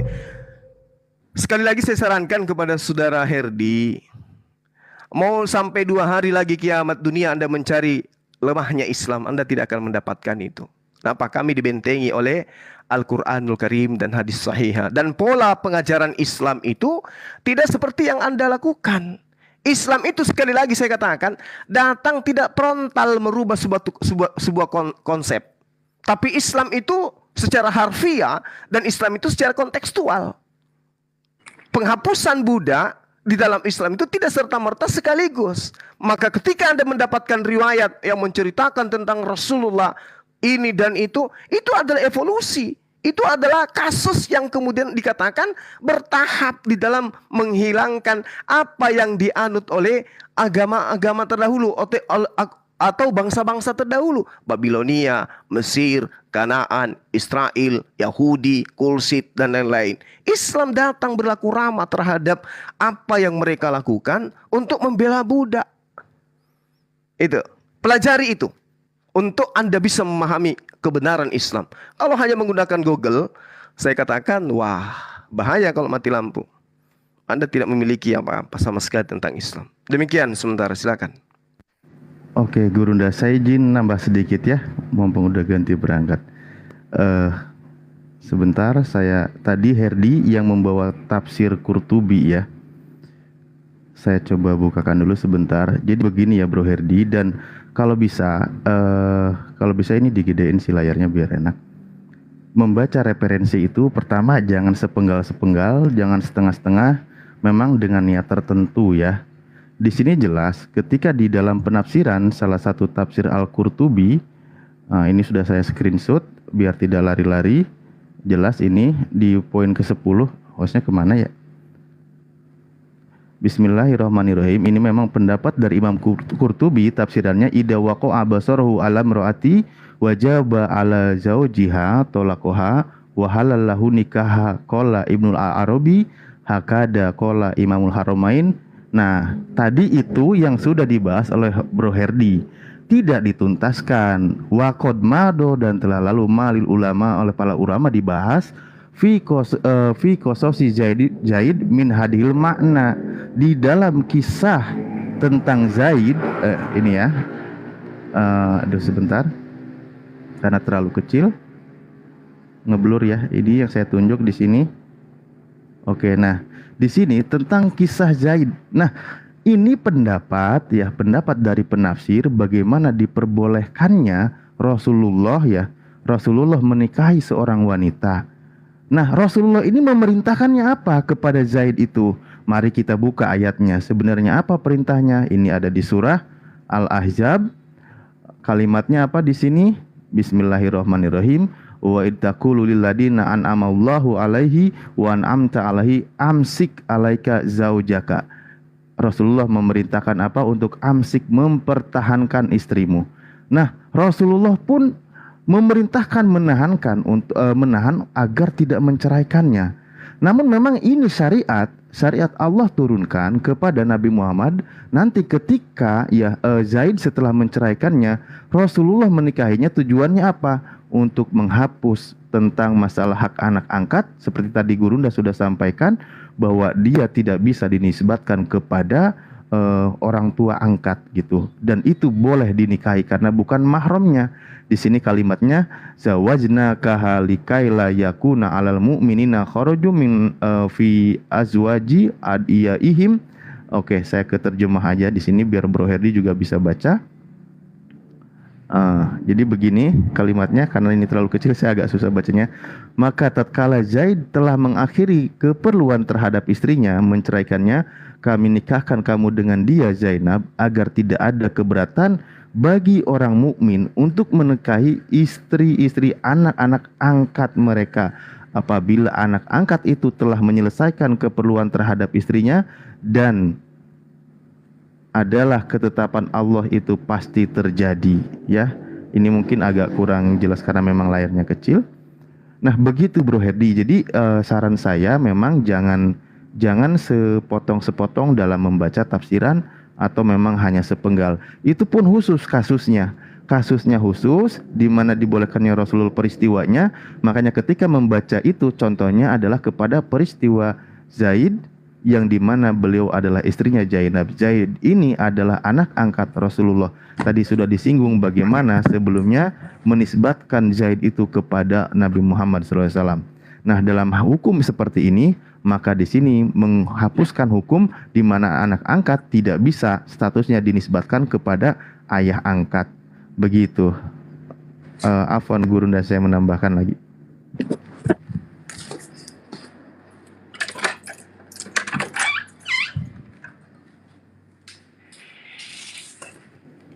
Ya. Selanjutnya silakan. Sudah? Oh, Bro mungkin lupa ya. Bro Tom mau duluan atau? Oh, boleh. Oke, ada yang bisa menambahkan. Aku dulu sebentar doang soalnya saya. Ya, silakan. Jadi clear bahwa di dalam Alkitab, di Kristenan, budak pun tidak bisa disetubui sembarangan. Jelas Hagar tadi itu harus menikah dulu, ya. Jadi clear. Dan tadi semua menjelaskan kalau di dalam Islam budak itu boleh dipakai kapan saja, ya kan, seperti itu, walaupun tidak perlu dinikahi. Nah, ini perbedaan yang mendasar. Itu clear, sudah terjawab. Alkitab nggak bicara begitu. Nah, terkait masalah bahwa hukum itu peningkatannya makin hari makin baik secara evolusi, kata Bang Suma ya, saya nggak tahu ini apa makhluk hidup yang berevolusi atau gimana saya nggak tahu ya. Nah, tetapi begini, kalau kita melihat hukum-hukum Hammurabi itu sekitar 2.500 tahun sebelum Masehi, itu sudah banyak sekali kemajuan di hukum-hukum itu. Nah, kalau kita lihat Alkitab, Kisah Abraham ini 2000 tahun sebelum Masehi. Ya, 2000 tahun, dan sudah jelas budak itu kalau mau dijadiin untuk ini harus dikawinin, harus nikah, clear ya, 2000 tahun. Nah, saya heran juga kalau memang Abraham ini punya anak Ismail, dan keturunan Arab ini kan keturunan Ismail katanya kan, Quraisy, dan akhirnya Nabi Muhammad. Seharusnya ada peningkatan, perbaikan, tapi kok bisa seperti itu gitu loh. Budak bisa kayak begitu saja tanpa pernikahan, sedangkan nenek moyangnya Abraham aja tidak seperti itu. Jadi clear di sini bahwa ada penurunan kualitas hukum dan ketetapan. Awalnya lebih baik di zaman Abraham, kok bisa di Arab malah menurun seperti itu. Ini kedua. Karena tadi Bang Alif soal pernikahan Zainab dengan Nabi Muhammad, anak dari mantan istri dari mantan anaknya ya, Said ya. Kalau kita melihat nilai kekal dari peristiwa itu, karena Nabi ini kan teladan ya. Kalau itu diterapkan sekarang, bisa saja secara hukum Islam sah. Tetapi coba di Indonesia diterapkan itu. Coba kita lihat saja. Ya, bisa ya, tetap bagaimana ketika istri yang dulunya mantan menantu ini dari mantan anak angkat beli sayur di depan rumah, apa kata tetangga? Ya kan? Jadi secara etis di dunia modern, kok bisanya teladan seperti itu tidak bisa berlaku, padahal ini seorang nabi. Ya kan? Nilai kekalnya itu ada, itu pengajaran. Harus kalau memang dari atas. Tetapi seperti yang ditampilkan Bro Malikil tadi, ada 16 kelebihan. Ada 16 hak yang dimiliki oleh orang lain, hanya Nabi doang. Itu kan suatu hal yang artinya tidak bisa diterapkan oleh orang lain di zaman itu, apalagi zaman sekarang. Nah, bagaimana jadi teladan gitu. Ini ada justru saya lihat satu penurunan kualitas dari hukum moral itu kok jadi turun gitu loh, bukan jadi naik. Itu kira-kira. Lanjut mungkin Bro Malikil. Oke. Jadi gini Bro Suma, bagaimana Anda bisa menyatakan bisa dibesarkan layarnya, Bos? Oke, baik. Iya, Bro Suma, Anda bagaimana bisa mengatakan Muhammad itu mau menghilangkan perbudakan? Lalu dia adalah seorang oknumnya juga sebagai penjual budak, ya kan? Kan lucu Bro, saya mau menghentikan perbudakan, lalu saya juga yang menjual budak, kan nggak logis Bro. Lalu kamu mengatakan ini peristiwa yang terjadi di zaman lampau. Lah, kan petunjuk Quran ini, ya, petunjuk Quran Al-Ahzab 21, sungguh pada diri Muhammad benar-benar ada suri tauladan yang baik bagimu. Lah, kan Muhammad itu suri tauladan. Ada suri tauladan. Jadi perbuatan Muhammad di zaman lampau bisa diaplikasikan di zaman sekarang. Karena itu suri tauladan. Sungguh pada diri Muhammad benar-benar ada suri tauladan yang baik bagimu. Yaitu bagi orang yang mengharap rahmat Allah dan kedatangan hari kiamat serta yang banyak mengingat Allah. Karena di dalam Ibnu Majah 3982, you tidak akan masuk surga hanya dengan modal Quran. Gak akan. You hanya bisa masuk surga hanya karena aswaja. Jadi ada sunatullah, ada sunnah. Ini sunnahnya harus. Sunnahnya siapa? Suri tauladannya Muhammad. Jadi apa yang Muhammad contohkan jangan alergi Bro. Itu adalah suri tauladan bagimu, bagi orang yang mengharap rahmat. Kalau Bro Suma mau mengharap rahmat dari Allah, jadi harus mempraktikkan apa yang sang Nabi lakukan. Nah, contoh tentang perbudakan, kan sekarang udah nggak ada. Siapa yang menghapus ya? Gak pernah kan Allah menghapus menggauli perbudakan. Kalau Bro tadi membenarkan, oh kalau bagi kami budak itu boleh digauli, Ya harusnya ya kan orang-orang di Arab itu kan mempraktekkan. Tetapi di Indonesia kan tersandung dengan hukum negara. Mengapa tersandung dengan hukum negara? Karena moral dan adabnya tidak cocok dengan kebudayaan Indonesia. Oke lah di Arab mungkin masih mempraktekkan karena moral dan adabnya masih keislaman, syariat Islam. Kalau di Indonesia bukanlah syariat Islam. Jadi pengajaran-pengajaran seperti itu tertolak di negara kita karena budaya kita tidak mendukung. Nah, lalu gini ya, tentang wanita. Nah, saya bacakan tadi contoh di dalam Bukhari ya. Bro Ali punya hutang loh, bawa data sini dinikahi ya, Maria Koptik. Dalam Bukhari 2646. Ini sahih ya, bukan doib. Ini kawan-kawan di bawah, kok hadis doib. Ini matamu doib. Ini sahih ini. Oke, Muhammad bersabda, sungguh kesialan ada pada 3 hal. Jadi kesialan ada pada 3 hal. Budak, lagi-lagi wanita, dan rumah. Tempat tinggal, rumah. Lagi-lagi wanita itu masuk kategori kesialan. Saya nggak tahu kesialan dalam hal apa. Tapi ada petunjuk di dalam hadis. Memang wanita itu nggak ada nilainya. Karena otaknya katanya separuh. Kata sang Nabi. Nah, kita buka di dalam apa ini? Hadis. Jadi jangan bilang lagi Google ya. Saya kan kasih referensinya kawan-kawan. Jangan lagi bilang Google. Ya, saya kasih referensinya. Jadi jangan teriaki Google. Ya, klarifikasi kalau hadisnya doib ya udah. Dalam Ibnu Majah 3993. Nih. Oke, kita baca ya. Wanita itu otaknya separuh. Nah, Muhammad bersabda, wahai para wanita, perbanyaklah sedekah dan istighfar. Sungguh saya melihat kebanyakan kalian adalah penghuni neraka. Kasihan kan? Wanita ini kebanyakan mayoritas penghuni neraka wanita.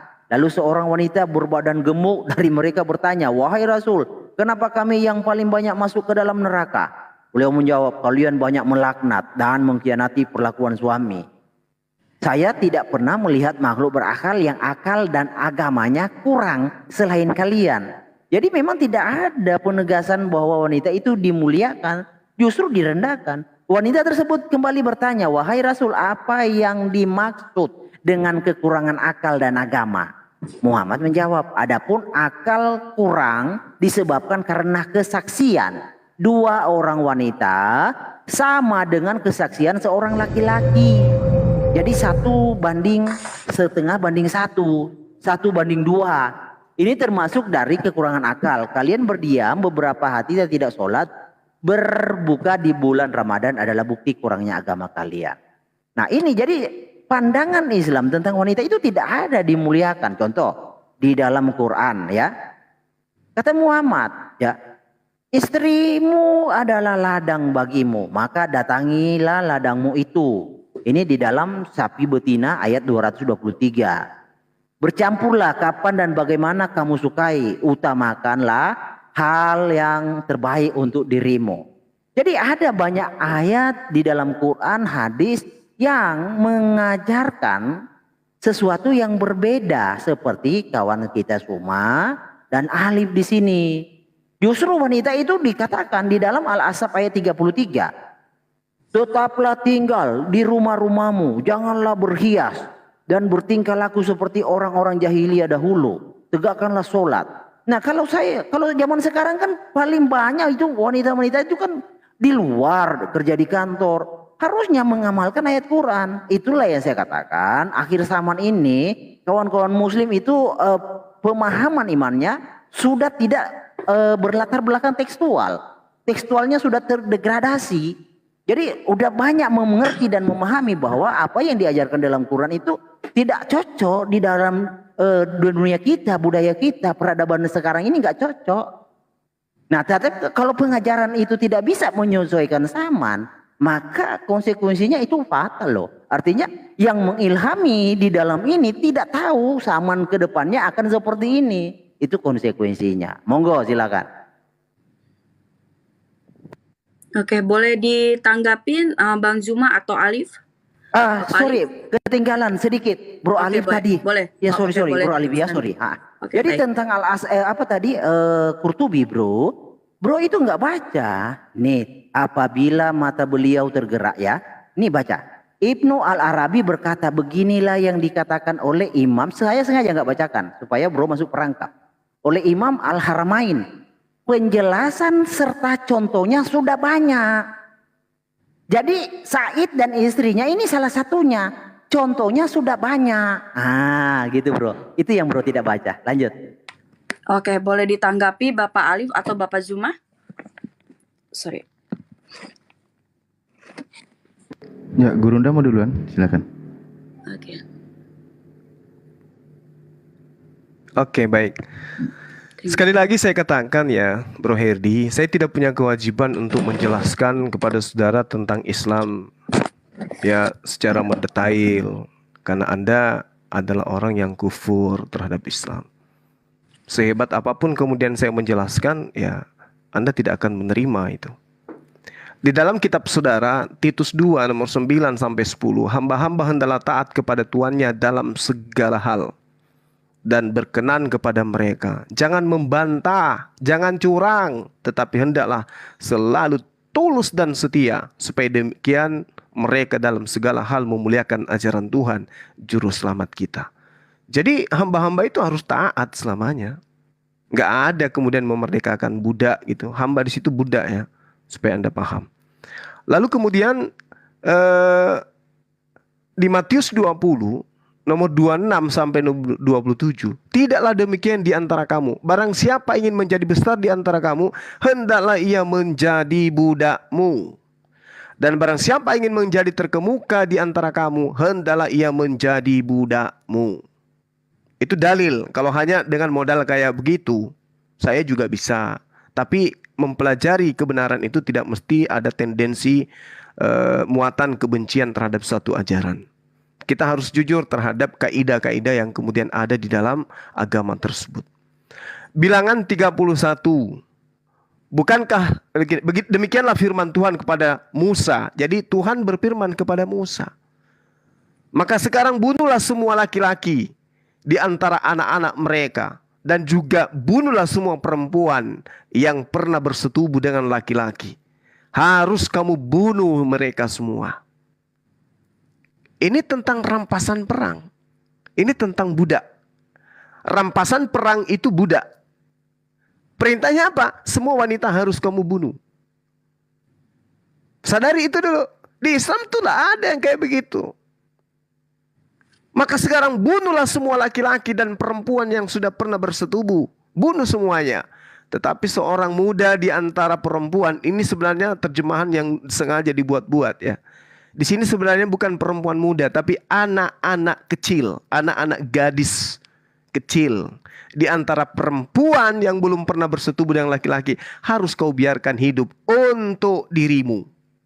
Jadi anak-anak kecil yang masih perawan, yang belum pernah disentuh, yang belum digagahi, yang belum pernah disentuh, digagahi oleh kemaluannya oleh laki-laki, baik itu usia sehari dan seterusnya, itu diambil untuk dijadikan budak. Kamu harus biarkan dia hidup untukmu. Karena ini rampasan perang. Yang namanya rampasan perang, posisinya tetap budak di dalam ajaran saudara. Ajaran terdahulu, bukan ajaran saudara. Tapi yang Anda gunakan kitabnya. Ini dulu Anda patahkan di dalam kitab saudara sebelum Anda mengais-ngais, menyalah-nyalahkan hal Al-Quran, hadis Islam. Tuhan berfirman kepada Musa, hitunglah jumlah rampasan yang telah engkau angkut, yang berupa manusia. Jadi anak-anak perempuan tadi itu, yang masih kecil, usia 1 tahun, 2 tahun, 3 tahun, 4 tahun yang jadi budak itu dihitung kemudian. Untuk apa perempuan-perempuan itu diambil? Ya pikirkan aja sendiri. Untuk apa perempuan-perempuan itu diambil? Yang ibunya dibunuh semua. Ini ajaran apa yang kayak begini nih? Jarahan, rampasan yang diambil dalam pertempuran kemudian itu dibunuh semua wanitanya. Tapi yang perawan diperiksa, dicolek dulu dia, apakah dia masih perawan. Kalau dia masih perawan, dibiarkan hidup untuk dijadikan budak. Itu dalil bong, bilangan 31. Jangan kau ingkari itu. Sedangkan di dalam pengajaran kami umat Islam, Jelas sekali Al-Quran menerangkan, ya ayyuhalladzina amanu la yahillu lakum antarithun nisa karha wala ta'duluhunna litazhabu biba'di ma ataitumuhunna illa ayyati tina bima biha. Masya Allah, astagfirullahaladzim. Intinya dalilnya saya ada khilaf ya, saya ada lupa, saya nggak terlalu hafal. Intinya dikatakan bahwasanya, wahai orang-orang beriman, tidak halal bagi kamu mewarisi perempuan dengan jalan paksa. Artinya kamu nggak boleh kemudian mengambil perempuan dengan jalan paksa. Jangan kamu menyusahkan perempuan karena hendak mengambil kembali sebagian dari apa yang telah kamu berikan kepada mereka. Kecuali apabila perempuan melakukan perbuatan keji yang nyata. Bergaulah dengan perempuan dengan cara-cara yang baik, dengan cara-cara yang patut. Ini perintah Al-Quran. Perintah Al-Quran, Bung. Itu tidak ada budak, itu tidak ada wanita merdeka. Perempuan. Itu yang diperintahkan oleh Al-Quranul Karim. Antarithun nisa karha. Semua wanita. Mau dia budak, mau apa. Ini Al-Quran yang menceritakan itu. Makanya ketika Anda mengambil sedikit secuil dari Google untuk merendahkan Islam dengan pola yang kamu gunakan, saya katakan Islam itu datang tidak bulat sekaligus datang dengan matinya Yesus. Dia membatalkan, langsung batal semua. Tidak seperti itu. Islam itu datang step by step. Makanya Al-Quran itu diturunkan secara berangsur-angsur untuk merubah sedikit demi sedikit pola kehidupan terdahulu. Al-Quran menerangkan seperti itu. Jika kamu tidak menyukai wanita tersebut, maka apa perintahnya oleh Allah? Bersabarlah. Karena boleh jadi kamu tidak menyukai sesuatu, padahal Allah menjadikan kebaikan yang banyak padanya. Ini Al-Quran. Ini Al-Quran yang menerangkan. Jadi kalau Anda membawa literasi dalam Bible, dalam Google, Islam mana yang mau percaya sama Anda? Baca Al-Quran aja Anda nggak bisa, apalagi baca hadits. Lalu Islam mana yang Anda jadikan sasaran? Nggak ada itu, Bang Herdi. Ada lebih baik Anda dalami Bible, hadapi saya. Daripada Anda membawa hadits-hadits seperti itu, pola itu tidak diaminkan oleh umat Islam. Sehebat apapun Anda kemudian memberikan literasi dari Google seperti itu, Islam hanya menertawakan Anda. Kalau mau membahas hadits, ambil kitabnya, beli, buka. Itu kitab gundul, Bong. Baru Anda uraikan secara live. Baru umat Islam itu akan melotot melihat Anda. Tapi kalau hanya menggunakan link, Anda baca terjemahannya, baru kemudian situ tertulis hadis sahih Muslim. Jangankan hadis sahih Muslim bisa ditulis, apapun bisa ditulis di Google itu. Tanya blogger, pasti mereka bisa untuk menuliskan itu.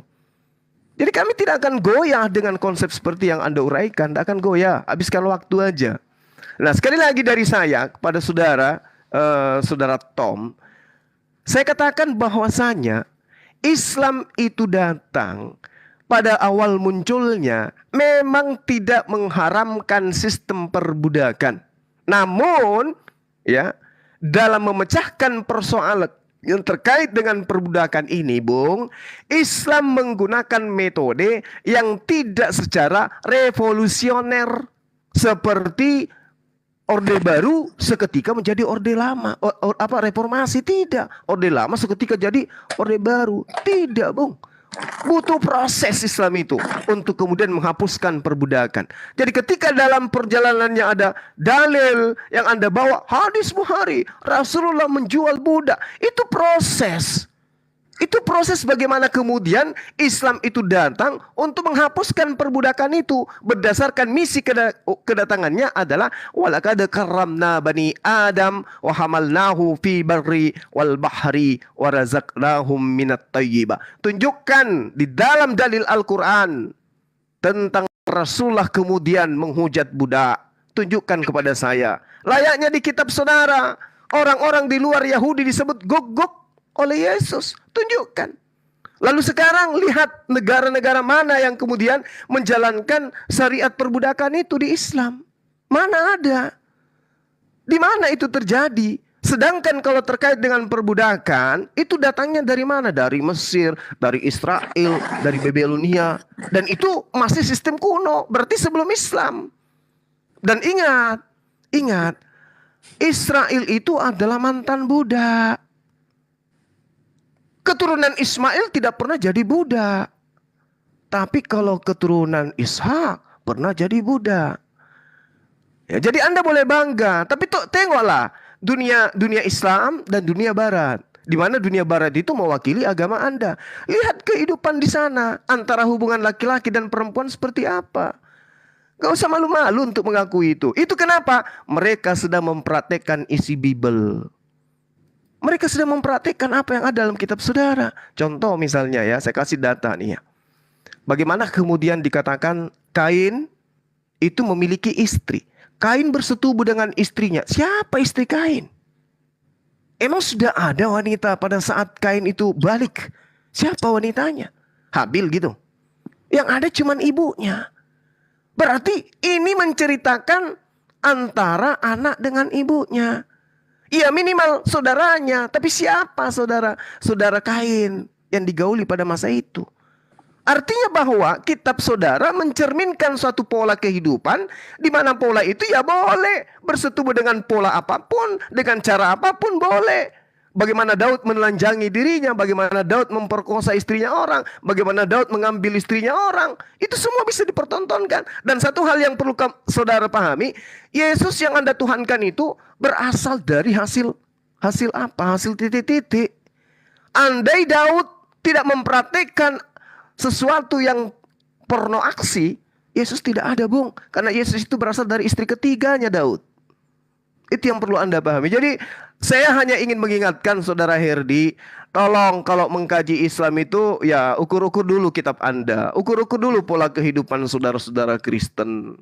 Bagaimana kemudian ada Bible gay, ada ibadahnya penuh dengan gay, di mana gereja semua telanjang dalam ibadah. Pikir-pikir itu dulu lah. Sebelum Anda kemudian mengambil sebuah data di Google untuk menyerang Islam. Kenapa? Kami dibentengi oleh Al-Quran. Kalau Anda mengatakan wanita dihinakan, ayat ada dalam Al-Quran. Ya ayyuhalladzina amanu la yahillu lakum antarisun nisa'a karha. Terbantahkan semua yang Anda bawa itu. Karena pegangan kami adalah Al-Quran. Hadis yang Anda bawa ada literasinya, ada caranya. Makanya saya katakan Al-Quran, Islam itu datang tidak secara frontal merubah budaya-budaya Tampodoloe. Tapi dia secara step by step. Makanya Al-Quran itu secara berangsur-angsur. Lihat pola kami umat Islam. Bahkan sekarang alhamdulillah di Indonesia ini, wanita-wanita Kristen, saudara-saudara kami Kristen, itu alhamdulillah sudah mulai juga pakai jilbab. Itu adalah kemajuan. Menandakan bahwa internal Islam itu bisa memberi contoh yang baik kepada teman-teman Kristen. Dan kami belum pernah ada yang nampak belum ada yang nampak wanita kami itu menggunakan salib, kalung salib kemudian bercerita tentang Al-Quran. Belum ada. Banyak. Yang ada adalah wanita Kristen pakai hijab, pakai jilbab, bahas-bahas Bible dan merendahkan Islam. Alhamdulillah itu adalah satu kemajuan. Dan saran saya terakhir ya sebelum saya pamit, saudara Herdi, saudara harus memperbaiki internal Anda dulu. Internal Anda itu kacau, Bung. Dari segi aspek hubungan wanita dengan laki-laki, laki dengan laki, wanita dengan wanita, itu hancur dalam agama Anda. Bahkan itu tidak hanya di luar, bahkan di gereja pun terjadi hal seperti itu. Bukan hanya gereja, kitab Anda pun ada kitab Bible gay. Dan itu membuat saya merinding. Ya, silakan. Saya nggak lama-lama di sini, saudariku yang gitu baik, Ica PD. Maksud saya gini, dari tadi kan Bang Juma menjelaskan tentang isi firman, isi Al-Quran, dan juga yang saya tangkap di sini Bang Juma ada seperti memang sih boleh kita menjunjung tinggi kita punya agama, tetapi enggak begitu juga. Kita kan juga pengen tanya juga kayak seperti saya gitu. Banyak umat Islam memakai jilbab. Tetapi menjatuhkan Kristen, tapi tidak ada. Itu statement yang menurut saya sih kurang ini ya gitu, karena saya juga banyak melihat dan ini bukannya ini ya, ini memang asli ya gitu ya, yang umat Muslim masuk ke Kristen, mereka tuh memakai kalung salib, dan banyak saudara-saudari kita itu yang masuk Kristen itu mereka pergi ke gereja dan mereka memakai salib. Nah, di situ. Nah, yang statement lagi ada dibilang apa ya? eh Oke, boleh dilanjut. Nanti saya ini leh. Tapi Bang Juma jangan keluar dulu lah. Sabar. Enggak, soalnya ini Mbak, soalnya saya masih ada tamu. Iya, Besok saya tahu. jam Masa Abang udah keluar? jam 5 subuh saya harus jemput beliau untuk Saya antar ke bandara gitu, Iya, Mbak. maksudnya gini loh Bang Juma. Iya. Tadi kan Abang Juma nih masuk nih tengah malam ke rumah saya. Nah, saya bukakan pintu. Masa udah dibukakan pintu, masa langsung kabur? Jangan dong. Nanti Bukan dulu. kabur, bukan Iya, kabur. nanti. Saya pamit baik-baik. Nanti. Saya ada tamu dan Tadi semua maksudnya netizen juga Bang. tahu. Iya. Tamu saya itu dari sejak hari Jumat ada di Makassar. Beliau adalah salah satu dirut dari perusahaan BUMN. Saya harus layani beliau. Iya. Ini saya pulang rumah tengah malam karena tadi ngajak beliau makan malam dengan salah satu pembesar di kota Makassar ini. Nah, Iya, besok maksud jam saya 5 saya harus gini. kawal dia balik ke bandara. Takutnya saya Bang kepagian Juma mah gitu bangunnya. banget. Tadi Nanti kita akan dialog lagi. Saya lupa nanti tidak saya tidak ngomongnya tenang apa. dalam hidup saya kalau saya tidak debat agama. Lupa Hanya karena nanti saya beneran. Ini soalnya nih Bang Juma biasanya tuh saya tidur tuh jam 9 paling lama. Jam 10 tuh paling lama. Nah, tadi tuh makanya saya bilang datangnya malam. Padahal saya masih banyak pengen nanya loh. Ya udah kita ini bahas perdebatan. Makanya saya bahas sharing-sharing nih. Makanya nah dari tadi Bang Juma kan sudah ini tuh. Nah, banyak yang pengen saya tanyakan gitu. Tetapi saya awam dengan agama ya. Ini kita di luar dari konteks karena itu awam, saya awam agama. Tetapi itu yang dibicarakan itu kan tentang firman dan tentang Al-Qur'an. Tetapi di sini saya menceritakan kenyataan dan logika gitu loh. Tetapi Bang Juma nanti dong, masih jam 11 saya di tempatku ini udah hampir jam 1. Iya, tapi kan Mbak di sini Ica. mataku itu dari tadi Udah, jam 9 kawan-kawan sih. saya juga izin, bro, semua. Iya. Bro, Orang ini mah gitu banget sih. Besok saya ada waktu pagi. Habis ngantar Kita Pak Dirut saya Bro bisa. Malikil. Ya, gitu banget Iya. sih Bang Juma. Nanti dong. Ini serius. Saya belum pernah kemudian pamit kalau berdialog. Ada tamu saya harus kawal beliau besok pulang bandara. Bang Gitu Juma loh. mah nggak ini. Makasih ya Kan masih Mbak. ada aku. Makasih Mbak Iya. ya. Aku nggak diingat. Anda baik ya. Semoga nanti dapat hidayah dari gitu. Bang Juma loh. Nanti boleh puas bertanya tentang apapun ke Islam kepada saya tentang Islam, apapun itu. Tapi untuk saat ini saya harus pamit undur diri karena saya harus istirahat. Gitu ya Mbak ya. Horas Medan. Gelap Ya, assalamualaikum Soalnya warahmatullahi biasa jam wabarakatuh. 9 saya udah tidur loh gara-gara Bang Juma. Sorry ya Mbak ya, maaf ya. Tanya-tanya Bro loh. Tom pamit ya, Dinda Alif. Siap, Yuk, mari. Oke, Bang Iya. semua. Aduh, jaringanku ini nge-mute terus ini. Tuh. Nih alasan Nah, lagi ini. begini, Soalnya tadi banyak host. statement nih. Assalamualaikum warahmatullahi wabarakatuh, sahabat-sahabat dimanapun sahabat berada. Ya mohon maaf saya harus pamit dari dialog ini ya. Mau dikatakan saya kabur juga nggak apa-apa. Kalau teman-teman, Bang Suma kabur ya nggak masalah lah, katakan aja aku kabur nggak apa-apa. Ya saya sedang tidak ingin berdialog dengan si Herdi, memang malas. Ya, tadi juga kebetulan aja kok tiba-tiba naik ke komalnya Mbak Ica ini. Aku juga baru pertama kali dan saya pun tidak kenal beliau. Tiba-tiba mendaftar ingin jadi bini gitu ya. Kan merinding jadinya kan. Padahal kalau dilihat mirip-mirip tongkatnya Mak Lampir sih. Admin saya tertawa, saya bilang wanita tadi mirip tongkatnya Mak Lampir.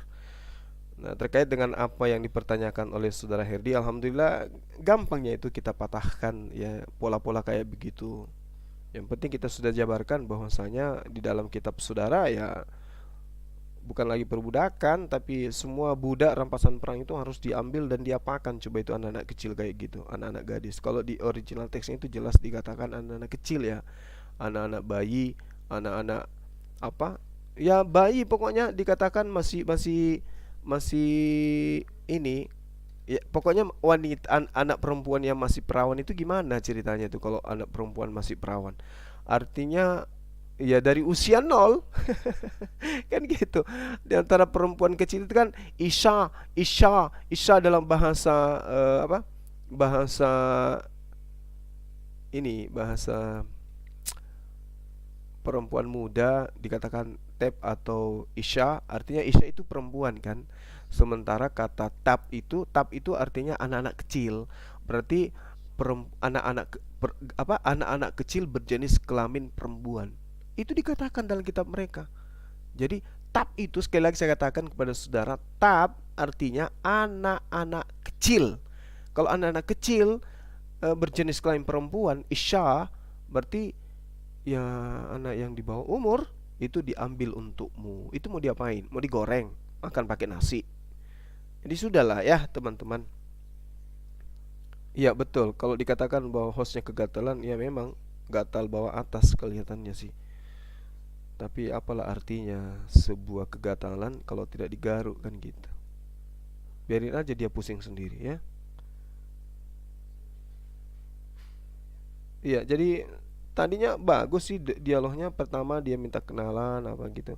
Tiba-tiba si monyet itu masuk.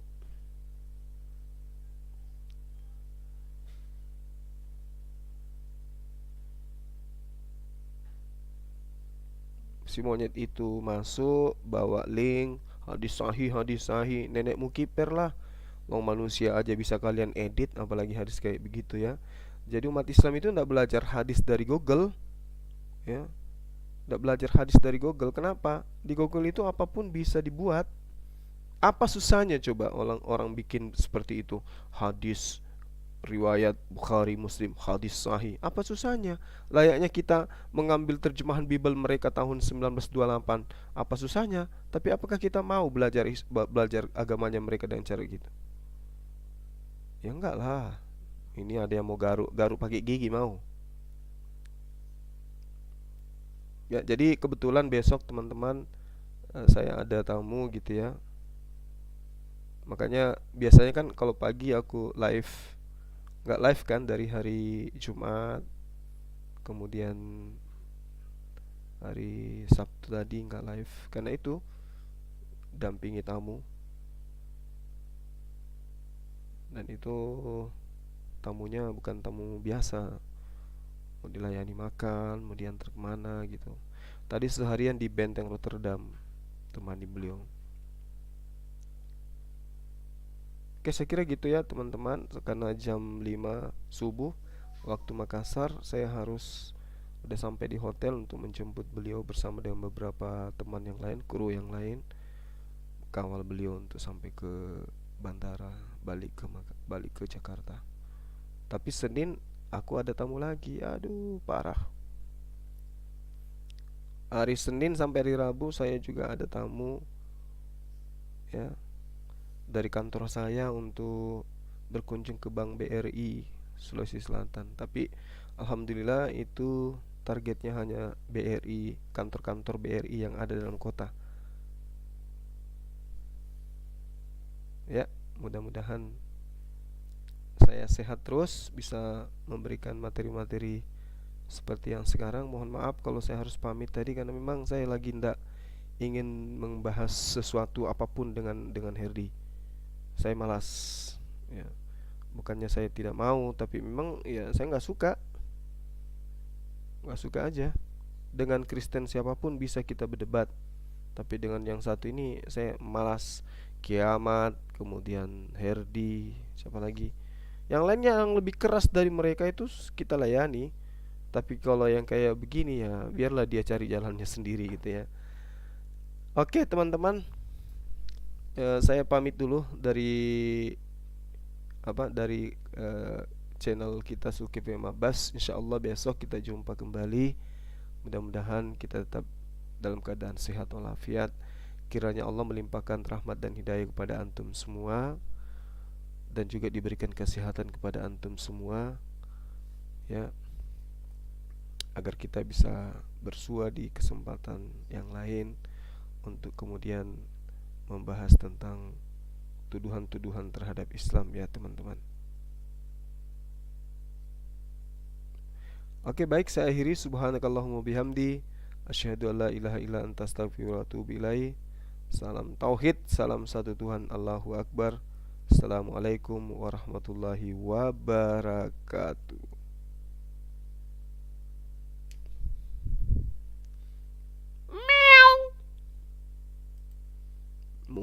Muka kayak malampir.